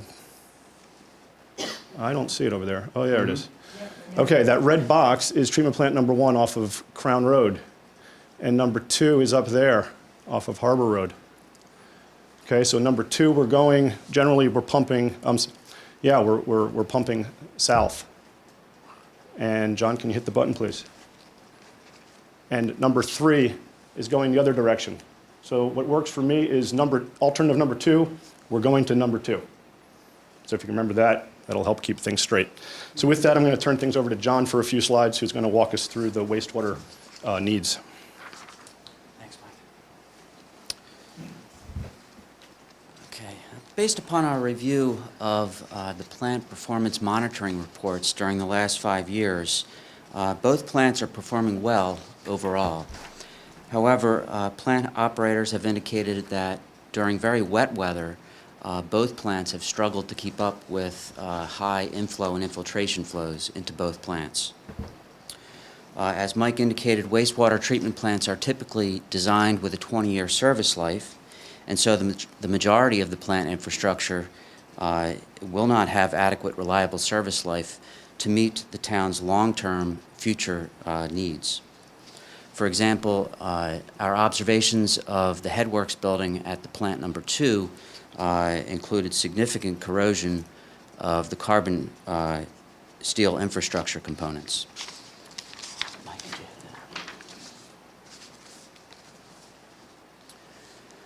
Hoyle Tanner worked closely with town staff to develop the conceptual basis of design criteria for each of the three alternatives that were considered.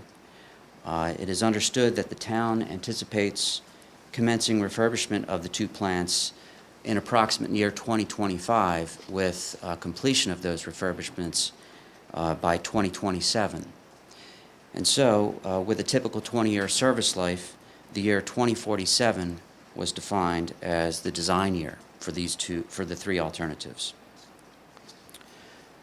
The town provided an anticipated population growth of 16.9% by the year 2047, and so the growth in effluent flow and constituents will be equivalent to the population growth of 16.9%.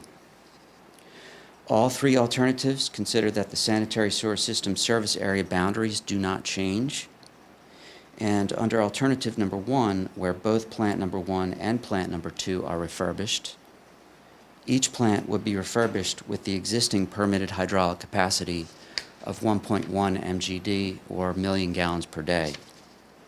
And under alternative number 2 and 3, each of the upgraded plant capacities would meet the town's 2047 future design needs, which is 0.706 million gallons per day. And all three alternatives will have capacity for continued significant inflow and infiltration capacity, but little growth in that infiltration and inflow.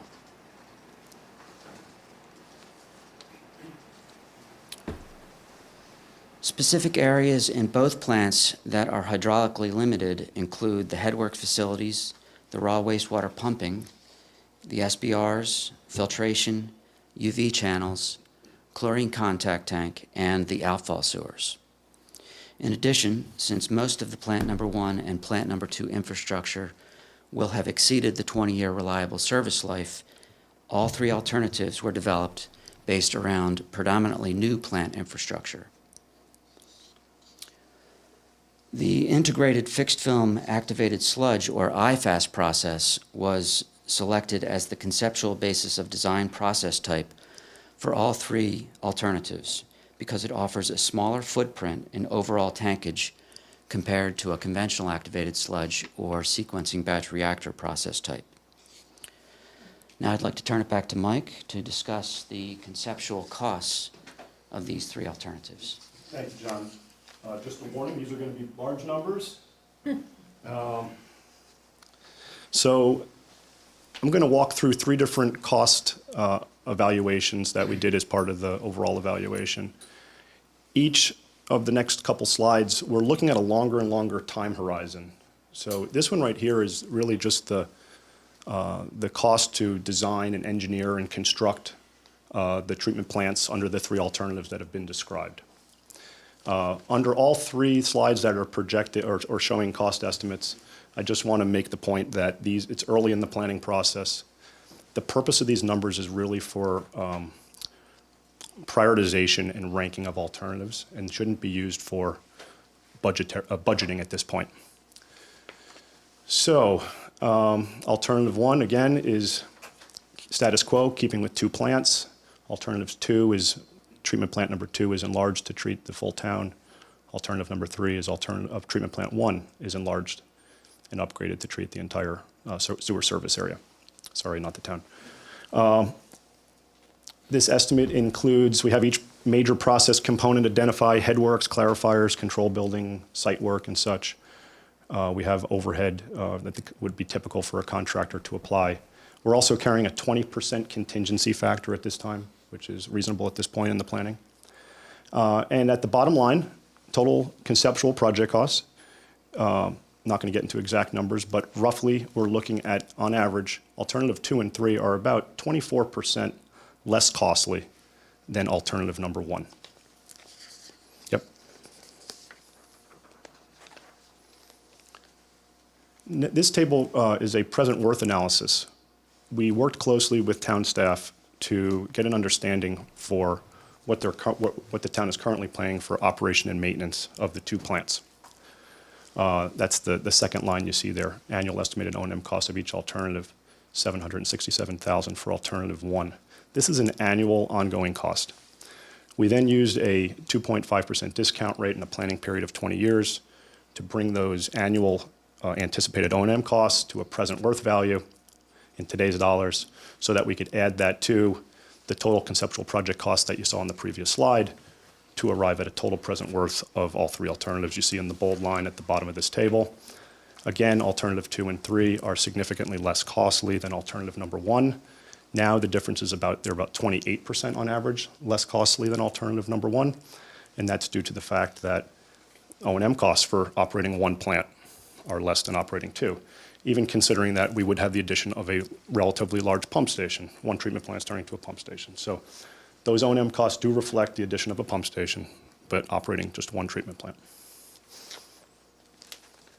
And now finally, this is the third one, sort of the longest time horizon. This is referred to as an cost and effectiveness analysis. It builds upon the last slide. It builds upon the present worth alternative analysis, but on top of that, it adds to the replacement cost of replacing and refurbishing the treatment plants the next planning period. So now we're out in that 2047 time period, and we're considering upgrades to either 2 or 1 treatment plant. And those dollars have been brought to today's dollars, so again, they can be comparable and added to the present worth analysis. And we arrive at a total effectiveness cost analysis shown on the bottom line there in bold.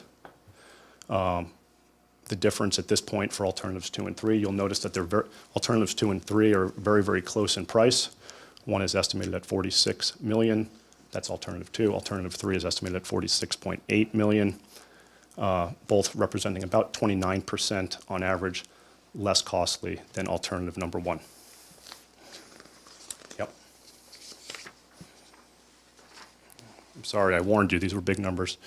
Non-economic factors, getting away from the dollars for a minute, both alternatives 1 and 2 continue reliance on discharge of treated effluent into McCabe's Brook.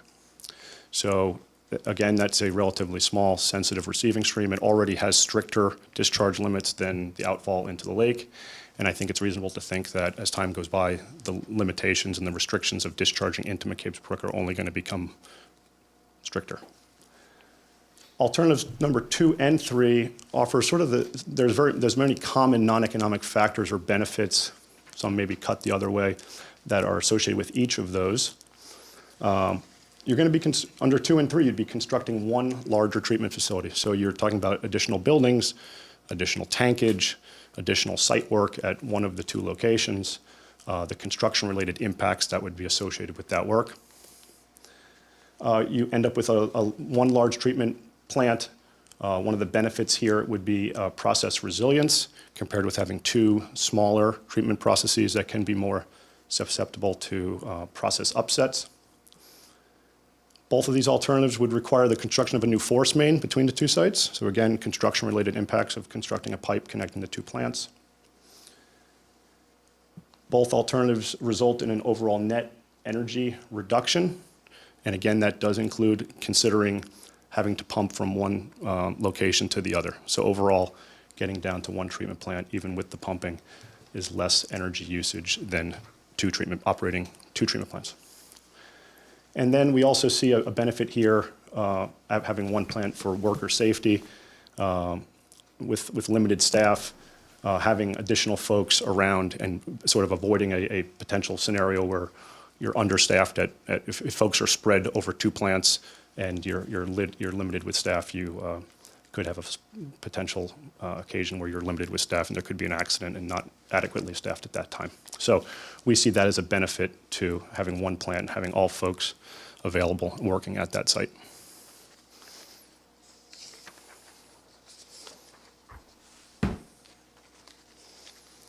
So broad takeaways, consolidation from 2 treatment plants to 1 offer some very good benefits, especially when we're talking the economics.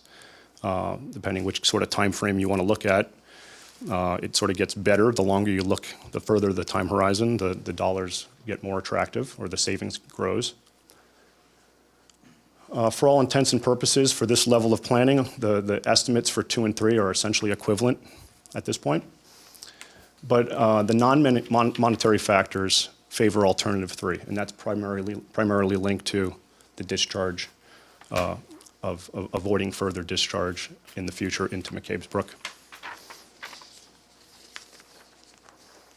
Next steps.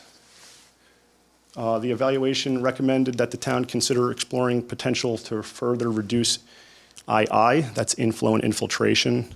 That's water that makes its way into your collection system from groundwater, from rain events, that works its way into the sewer, ends up at the treatment plant, needs to be treated, and is utilizing very costly capacity. So if the town was successful to eliminate additional II, the result is smaller treatment capacity and dollar savings. What was identified as we went through this first phase of the evaluation of the first 3 alternatives was the general recognition that there was very good benefit to go from 2 treatment plants to 1, and the idea of, well, the city of South Burlington's Bartlett Bay treatment plant is just over 1.5 miles north of treatment plant number 1. Would it make sense to convert both of the town's existing treatment plants to pump stations and pump all of our sewage to the city of South Burlington? Now, this is not a new concept. This is actually something that was identified, at least that we're aware of, back in the late 90s. At that point, it wasn't advanced because the timing didn't work well with at that point, the upgrade that was happening at the city's Bartlett Bay treatment plant. And the cost that would have been realized to add that existing capacity to Bartlett Bay. This time around, the timing is very good. The city of South Burlington is just in the beginning steps of planning their 20-year upgrade and moving forward with a preliminary engineering evaluation for their Bartlett Bay facility. So the stars are in alignment here, at least for this consideration of bringing Shelburne's wastewater to South Burlington. We've called that alternative number 4. That alternative is currently under evaluation. We're not done with that yet. We plan to be back here next month in June. At that point, we'll have completed alternative 4, and we'll be able to put the economics and also the non-economic factors sort of side by side with the 3 alternatives that we presented to you tonight. So that's where we're at, and that was what we've presented. That's what we prepared. So at this point, we'll entertain questions. Mike, the previous slide, the top bullet there that talked about recommended tactics there, does that relate to stormwater? What exactly? Not so much storm. It could be thought of as a leaky collection system of your sanitary sewage collection system, old pipes. Got it. Precipitation, melt, rain, groundwater, high groundwater table that does make its way into the sanitary sewer system. So it's a bit different than when people talk about treatment of stormwater. This is a separate But those are discrete other infrastructure investments we could make to help alleviate some of that. Yeah, and I understand that the town has done quite a bit of that work and has been successful in eliminating II. Okay. So I think that the recommendation there is really to see what other opportunities keep doing that, because that really results in getting you into a smaller plant footprint. Got it. Yeah. It's those, real quick, there's a peaking factor that occurs during large events. So you design for your average daily flow, but during rain events, there's a peaking factor. So you have to build your infrastructure to accommodate that peaking factor. It has a very strong correlation to your amount of II in your system. So if you can ratchet that down, have a tighter collection system, you can have a smaller treatment plant capacity. Thank you. Yeah, water and sewer systems are kind of opposite. In water systems, we try to find and prevent leaks because we're paying for water that we can't bill because it's leaking out of the pipe somewhere. On the wastewater side, you want to prevent it from coming in.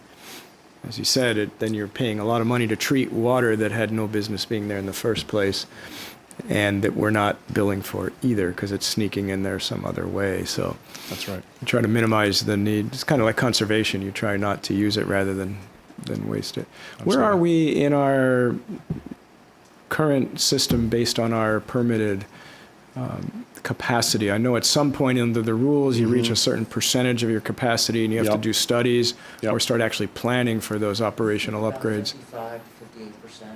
So we're well below those thresholds at this time. Yep. How many towns of our size have 2 separate wastewater treatment facilities? Of this size, off the top of my head, I can't think of another. The city of South Burlington has 2, but larger community. Yep. Can you think of any So it's a others pretty this unusual size? situation to begin Yes. with. It's not a criticism of how we got there, but it's a very unusual case to have 2 separate facilities, Yep. 2 separate staffing regimens, and Right. it complicates everything dramatically. Indicated early on that you were subsuming refurbishment when you discussed the 2 generational improvements, 20-year improvements, one beginning now in theory and one in 2027. To what is involved in that refurbishment? Right. Or what are you assuming occurs in that refurbishment? Are you referring to this discussion here? Well, you indicated you were assuming the refurbished plants. Okay. Perhaps I Can I take a misunderstood. stab at answering that? I think what John was presenting was, there was a slide where he was identifying how we got to the 2047 as the design year, and he was sort of backing into that, and it's based on getting under construction by 2025 on refurbishments to the new plants, 2-year construction period, the new facilities, the refurbished facilities, regardless of which alternative the town moves forward with, would go online in 2027, Gotcha. and then that starts the clock for another 20-year window. And we'd be due again in 2047, and that's 47. how you back down. That's right. Gotcha. Yep. Good. And if I understand correctly, you're going to be actually starting the process later than a 20-year plan would actually warrant by 5 years or so. Yes? That's fairly common. Yes, I imagine. Yep. I have the same That's true. problem in my house. So, and I apologize if there's stuff in the document that Lee sent, but in the amount of time we had to read it, I'm not sure I absorbed any of it. But so, and I think what you said, so right now there's no connection between the plants, right? I think that's right. Yep. So just as sort of my thinking about this, in the idea of that connection and trying to figure out how that connection would occur, I'm sure that's part of this whole analysis, right? Yep. Of building that, because you have to go across the La Platte, and what are the environmental and permitting and cost assessments in that, just as a matter of curiosity? I believe that the figure that was attached to the report for this level of alternative, and the force main that would have been priced up and is represented in these numbers has the force main generally parallel in the Route 7 corridor. Okay, but Yep. does that mean it goes under the bridge? Does it mean it goes under the river? Did you get to that Goes down level? Shelburne Road. So Josh, we currently have a line that runs across that bridge now. It would be a larger size than Okay, that's that's- existing, but it hangs off the bridge. It's hung on the All underside right, of the bridge. that was, I mean, really, I've been just trying to figure out Yeah. how this all works. Yeah. And I assume the alternative 4 would accomplish the same task. It would go across and up That's right. Route 7. That's right. Okay. Keep going. Yep. Yeah, just keep going a little bit, yeah. Yep. I mean, that really seems like a really interesting Alternative 4. alternative, just Yep. because of economies of scale. and Absolutely. with As you can everything see, else. just the economy is the scale going from one plant to 2 here. Right. If you see that comparable savings going to the city. But I got to admit that one thing that struck me in going through this, and it has nothing to do with necessarily this, is the recognition that of what our sewer costs are now. And once we go to the bond, and this is, I think everybody really needs to recognize how much more this is going to add to both our bonding and our sewage fees, which Right. is a bit daunting, I think. Yeah, I agree. John, can you go back to the first cost slide? I think one of the major takeaways here, before we get into sort of the time value of money and the present worth analysis, is just the recognition that of the 3 alternatives on the table, that really are not that far out at this point, if we're talking about 2025, 7 years from now. The range there is from, on the low end, $26.6 million up to $35.7 million. So Not a small chunk of change. that's the real shocker here. Yeah, really. Yep. That's what struck me. It's like, oh. So you'll be back in June with an alternative? Yes, we will. Yep. Yep. Sorry. I just have one quick question. And that's, there was one of your assumptions at the very beginning that you said that's assuming that the sewer boundaries did not change. So historically, the sewer boundaries have been used as a means of population growth, or at least containing population growth. And but it's been recognized by other communities that that's kind of an outdated way of doing things. So in the future, if the town decided to change that to become more inclusive, to include more sewer users, which would decrease everybody's rates, then how does that change this and the ability of one plant? Yeah. It was used as an assumption for the purpose of this study without trying to wade into the predictions of where growth may take place within the town, whereby you'd have if we have more growth in the northern half of the town, more flow goes to plant number 1, compared to if you get more growth in the south end of the town, the sewer service boundary it gets larger in the south end. We kept it as it stays the same. We recognize by 2047, it's very, I would think, unlikely that the sewer service boundary is the same as it is today in 2047. For the purpose of this evaluation, that was one of the assumptions built in to try to get away from that prediction of where those enlargements of the service area would be. But I think when you get into preliminary engineering and final engineering of whatever alternative the town's going to move forward with, there needs to be a closer look and take into account some consideration for where the anticipated growth is likely to occur.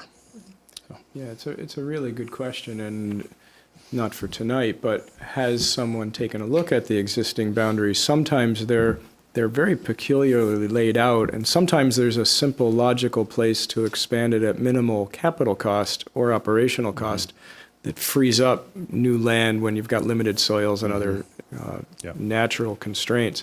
So it makes sense that it was kept as a constant for purposes of this analysis, but it may beg the question of, should we take a look at it just to make sure it still makes sense? Yep. Yeah, we So did it's a not do really that. important question. We didn't do it as part of this evaluation, but I certainly agree I with know your we looked at sentiment. that in Manchester for similar reasons. On one hand, you expand it, yes, you expand the number of users, but you start using up the capacity more rapidly. Right. But sometimes you take a look at it and say, wait a second, it doesn't make sense to have it on this side of the road and not that side of the road, or let's incorporate that area which we've already zoned for higher density but can't be accommodated because of soil. So just worth thinking about in the big picture. Peter?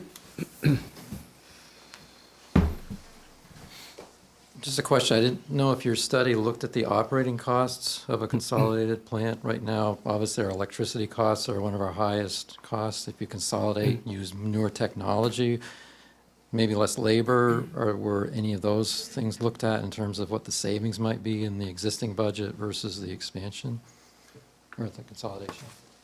Yes, thank you for the question. Yes, we did. This slide here, if you look in the second row down, that is our estimate of the operational and maintenance cost savings that would be realized with a consolidated plant.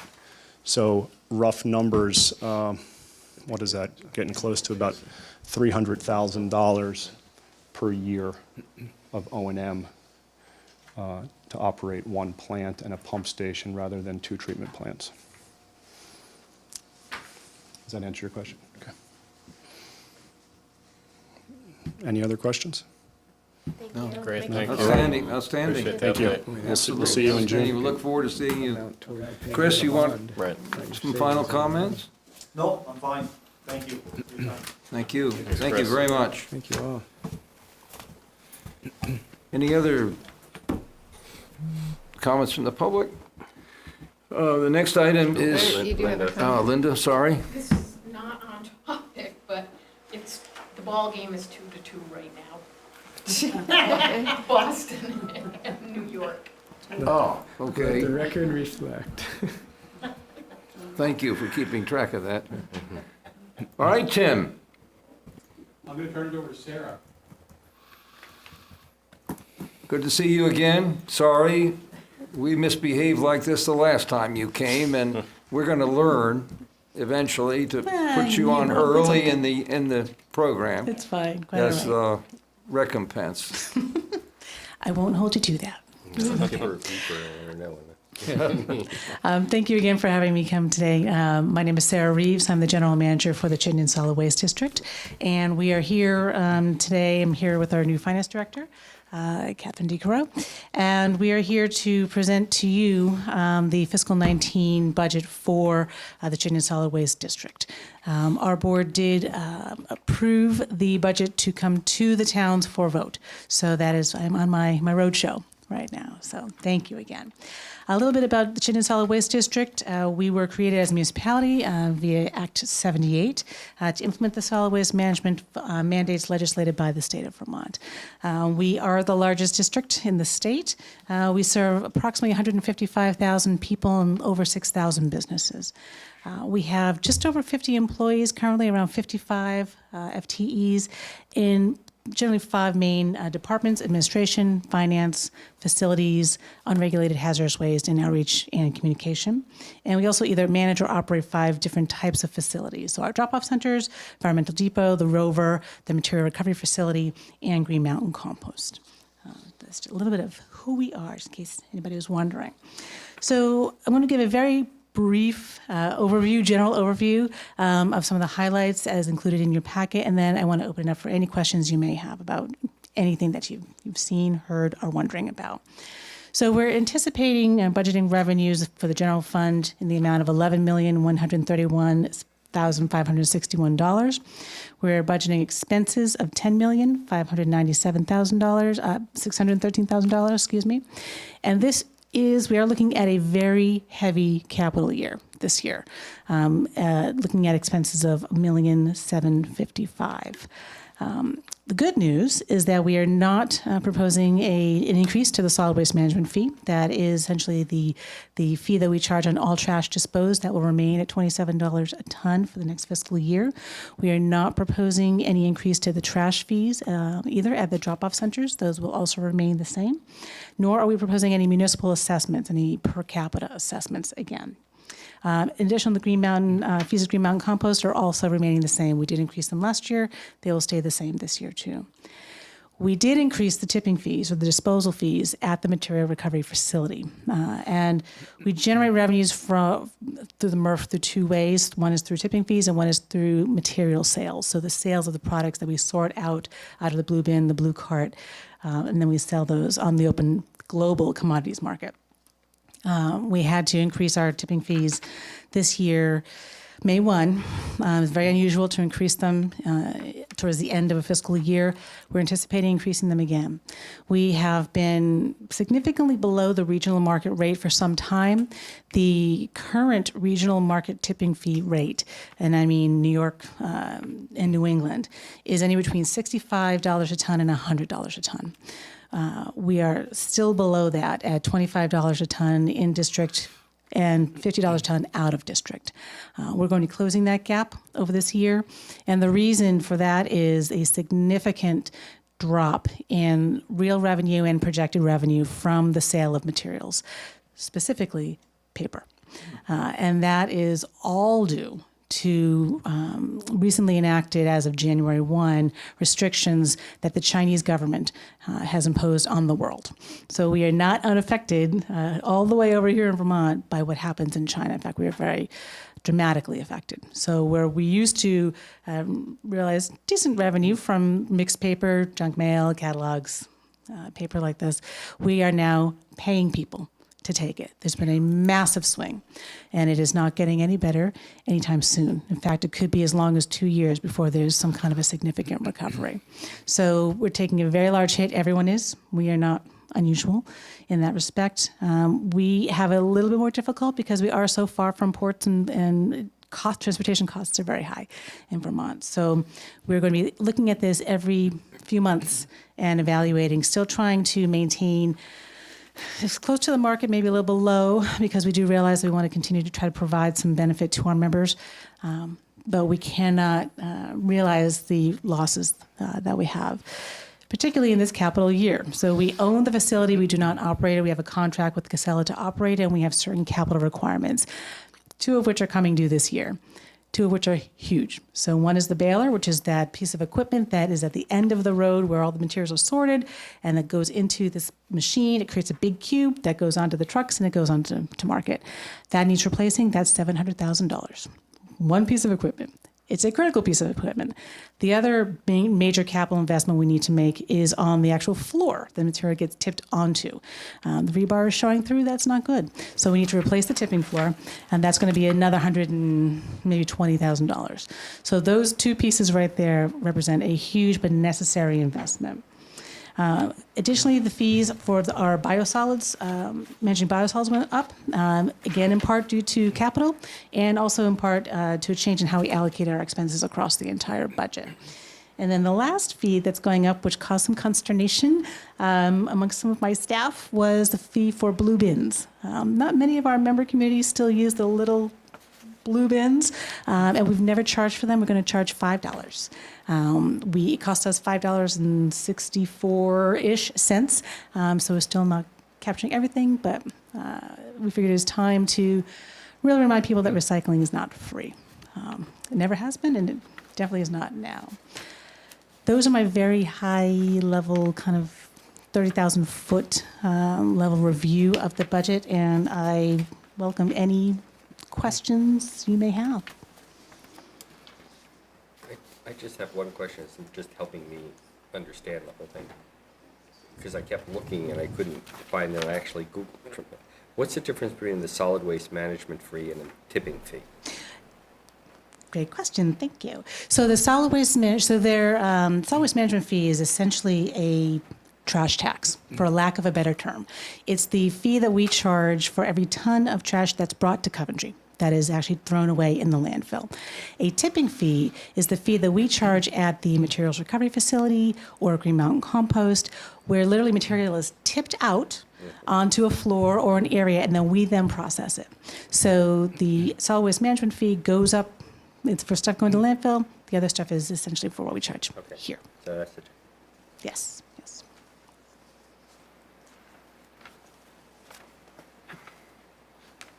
May I just offer a comment? Some years back when all these laws changed regarding solid waste and communities realized it was very expensive to do this on our own. So this is one case where regionalization has really become a very cost-effective approach to managing waste. And also much more environmentally sound than every community doing it on its own. And these folks, I think, do it really, really well. If you ever have a chance to take one of their public tours, I highly encourage it. It's a fascinating opportunity. The fact that they take the rover around to all of our municipalities and make it easy for people to get rid of hazardous materials, gets all of that stuff out of the waste stream in a free and easy to manage way, a safe way. So I think they do a great job from my experience, and I'm glad that we can be a part of it. Thank you. I have a question about compost. Yes. I believe that soon we all have to compost. Is that right? I'm glad you asked the question. So in July 1, 2020 is when the final piece of Act 148, which was the universal recycling law that was passed in 2012, that's when that last piece kicks in. So in 2020, anyone who generates food scraps, anyone, is required to somehow keep those out of your trash. You can compost if, and the wastewater guys aren't here, but if your community happens to allow garbage disposals, you can use one. Not everyone does. Depends on your system, so you'd want to check. You can use a garbage disposal. You can compost in your backyard. You can use worms to compost. You can drop it off at Green Mountain Compost. You could bring it to one of our drop-off centers. You can hire a hauler to take the scraps away. So the requirement is not for you to compost. It is for you to keep the scraps out of your trash somehow, however you choose to do that, and that is July 1, 2020. That's going to be complicated. Can I ask you a question about compost too. I actually Yes. had a college student who was Linda, you need to go to the mic. Had a college student calling and doing a survey on the composting, and the question arose that you can only compost certain foods. So what do you do with your dairy and your meat? So let us know. So there will, commercial generators have to divert all, but residents will be exempt from composting in the backyard dairy, meat, bones. That can still go in the trash as of July 1, 2020. They will still need to somehow divert all of that food scrap, those food scraps, yes. But if you do drop it off at the drop-off, all of that can go into your... We will take it, yes, because we operate Green Mountain Compost, a commercial facility, so we can actually manage it and process it, yes. But at home, you're exempt. Good question, thank you. Peter, Thank you. Peter? Thank you. Thank you very much. no, Peter has a question. Just quickly, can you comment on our costs for sludge disposal from our 2 treatment plants as to what kinds of increases we'd be seeing there? Because I don't know your price structure, I don't know what your bill is. I can tell you what the increase percentage would be to the system. But as far as the dollar amount, I don't know what you're paying now, so I wouldn't be able to estimate that. Shelburne is looking for an increase of about 3.5%. The difference between the last year's and this year's assumptions, given again the capital investment that was also budgeted in, looks to be about an increased cost of less than $3,000 for the entire system, the entire cost to the town.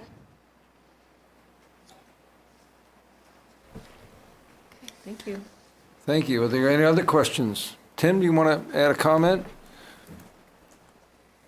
Sure, just very briefly.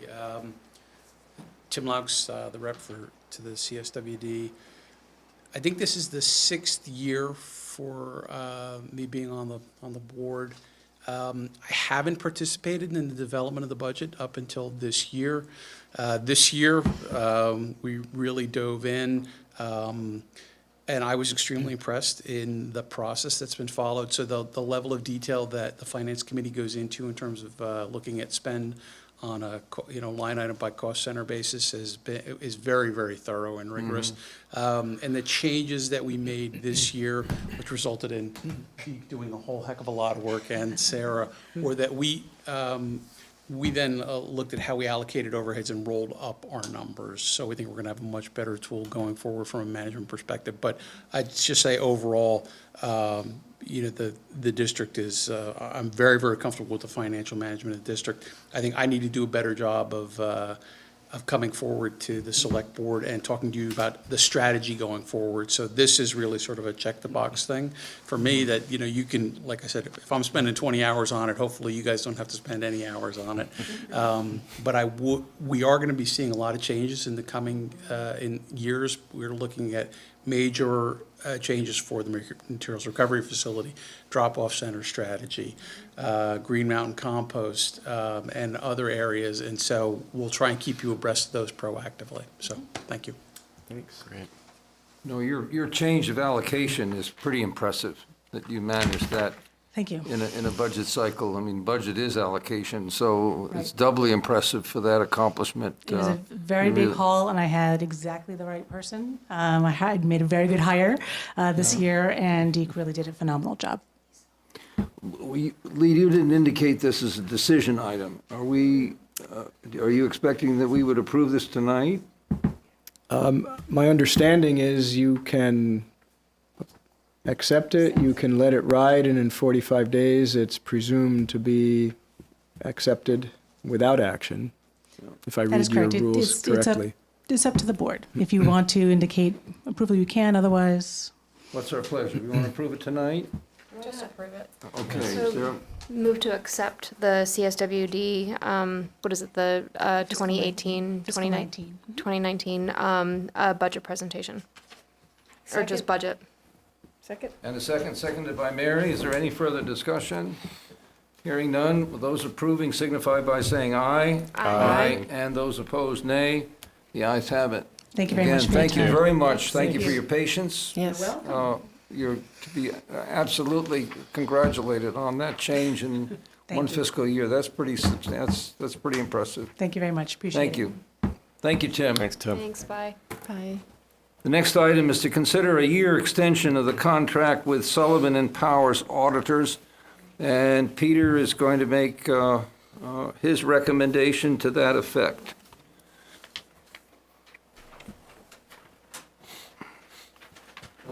We just finished a 3-year contract with Sullivan Powers, the last audit that when they were here in February. So that was year 3 of our commitment with them. So obviously the decision is, do we continue with them or go out for bid? I had talked to Joe a little bit about it before he left, in terms of maybe saying maybe we should just go with 1 year at this point, not knowing what the management structure would be after this fiscal year. And there may have been a little bit of miscommunication, but Joe indicated, I guess, out of the discussion at the Select Board retreat, you were going to be looking at contracts and suggested I hold off on making a request until the board had done that.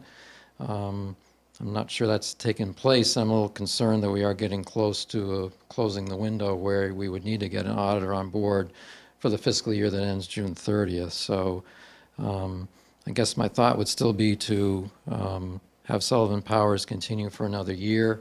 Since they know us, it's probably going to be a little bit more expensive than if we'd renewed for another 3-year contract. But given the situation of kind of transition right now, they know us, and to bring someone in for just a 1-year engagement without that experience, I think would be difficult for everybody. So I think at this point, I haven't gotten a price from them. Again, I was sort of led to believe there would be direction from the board, but I'm not sure that's happened. So I think at this point, I'd recommend getting a price from Sullivan Powers for a 1-year engagement, with the idea it's, the reason it's not really dissatisfaction with their service, but more just to kind of manage where the town would be a year from now. So that's kind of where we're at this point. I expect it'll probably not be much larger than what we're paying now, probably in the $22,000 range. That's about their current year plus about 5%, which I think is typically what auditors are going up by for adjustments. So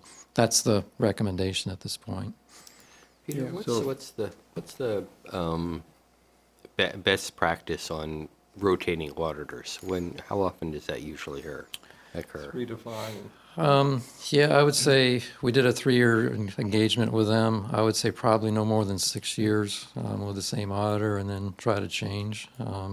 We've still got quite a laundry list of things that they recommend we do that I haven't made much progress on, which I'm sorry about, but it would be nice to try to at least do some of the items that they had recommended. And I think, as Joe had mentioned, this firm is probably one of the more thorough ones that you'll find in the state. We went from one recommendation to read the newest GASB pronouncement from one auditor to probably the next one when Sullivan Powers took over, we had probably 20 or 30 recommendations. That's not that we got that worse in 1 year, it's just the way they approach the job, which I can't criticize. I mean, all their points are good, and they want you to stretch to try to, improve your practices and so forth, so. It would seem to make some sense that we extend for the year, and I think would be enough simply to give direction to you, Lee, to come back with the pricing for that year. Is there a mechanism in the current contract to extend? No, it ends at 3 years, yeah. Yeah, We don't want to lose our position in their book. Right. So Yeah. we talked about this from a strategic perspective, that given the transition in management, the fact that there is a timing factor involved, we had a very satisfactory experience with them, that it seemed to make sense. And we weren't sure when we'd get to the larger discussion of contract services Yeah. generally. So it seemed to make sense on this one, Yeah. stay the course, negotiate a 1 year, and let things settle out a bit in various arenas, and then we might choose to try to engage them on a multi-year Is contract. that a again. consensus view?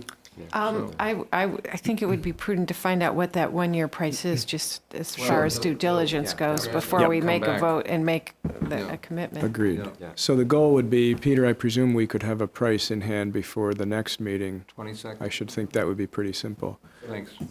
And then that could be hopefully a fairly straightforward Yep. approval item. I think so. Thanks. Thanks, Peter. Any other further comment? Our next item is 17A, which is to consider a $700 expenditure from the Select Board discretionary funds for a going-away gift for the former town manager. So this was already discussed at our previous meeting that we would give him 2 tickets to the Red Sox-Yankees game, and they're $351 apiece. So I move to allow a $700 expenditure towards that cost from the Select Board discretionary fund. I would second that motion. Moved and seconded. Discussion. Josh? Yeah, I have I have some concerns about this. I mean, so the tickets were purchased. How and where did they come from? I'm trying to understand how this. Let me help you. Okay, wait. Well, I have the answers for you. No, I have a number of questions, which will be easier to, okay.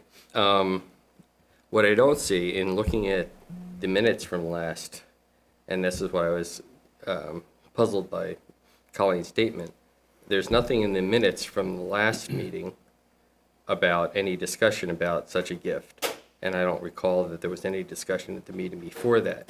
So I'm trying to understand what the process was to, one, determine that there was such a gift, to determine what kind of cost was involved in that gift, and then the follow-up to that was, where did the money come from to buy it? And so were town funds used to buy that gift, and are we retroactively approving something that's already happened? These are the questions I have. All right, I can take them in reverse order. First, no. The funds that were used to purchase them were one of our members' own funds, so this is not a retroactive. It would take the form of a reimbursement for her expenditure to this point. To start at the top, at a point not long after we had our contract negotiation with Joe Colangelo, I asked Colleen if she would take the lead as the senior serving member of the board to consider ideas for a going-away gift for Joe. Sometime a week or so after that, we had a brief conversation about how are the ideas going. There was at that time a considerable question about whether we would even have a meeting on the 24th. Some of you may remember. It eventually was Mary's, we're grateful for Mary's participation from her vacation, but we at one point looked like we were only going to have 2 members, which would have vacated the last meeting of Joe altogether. And at that point, frankly, I'll take responsibility for having lost the thread of the gift, again, in context of whether we were even going to have a meeting. When it was decided that we would in fact have a meeting, the gift, of course, was meant to be a surprise. So there couldn't have been any indication at the April 24th meeting that we were going to do a gift, which was intended to be a surprise that night for Joe. And this is the meeting which follows. Okay. Well, I mean, as we discussed, by email, I recognize that having a surprise gift is maybe appropriate in a private situation. I think as a public body, if a decision is made to expend funds, so this is a situation where a gift has already been given without without board discussion about whether there would be a gift or what that gift would be, or what the cost of that gift would be. Now to come to have an item that says, oh, this has already been done and there needs to be a reimbursement without previously having any discussion about how that process would occur seems to be a pretty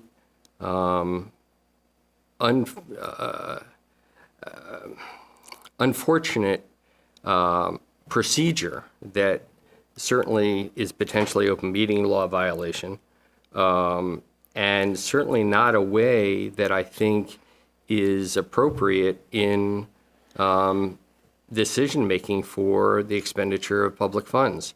And as I think is stated,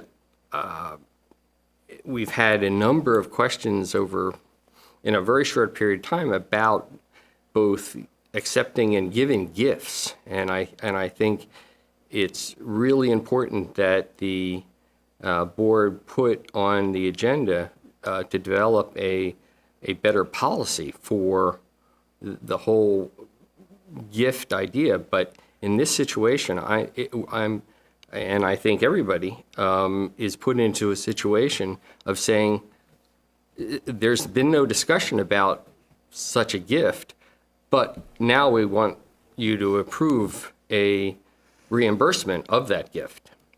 So I think it's a really troubling situation.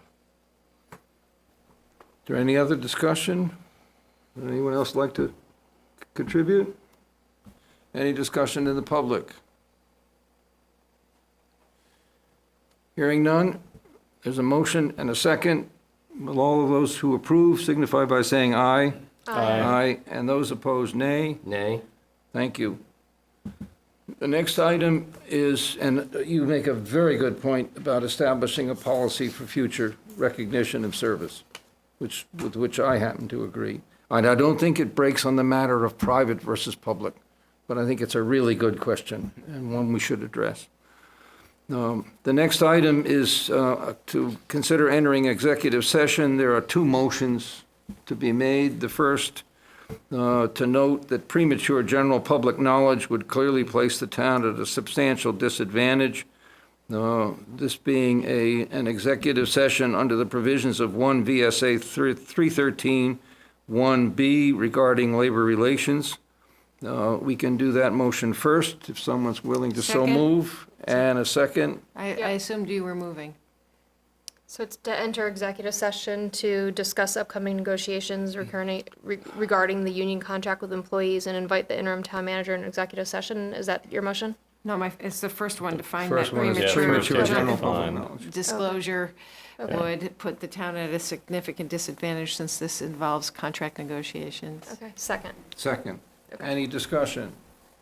Any discussion in the public? Hearing none, those who approve signify by saying aye. Aye. Aye, and those opposed, nay. The second motion regards considering entering executive session under the provisions of 1 VSA 313 1B regarding agreements with employees represented by AFSCME, which is American Federation of State, County, and Municipal Employees, and to invite the town manager to participate in that session. So moved. Second. And a second, any discussion? Hearing none, those who approve signify by saying aye. Aye. And those opposed, nay. Thank you. I see where it is. These are. I don't believe, I will come back to adjourn, yes. No, I don't believe that I don't anticipate there's an outcome. There won't be an outcome. That's what I'm asking. I'm sorry. You don't anticipate I don't anticipate an outcome that we would report or vote on other than adjournment.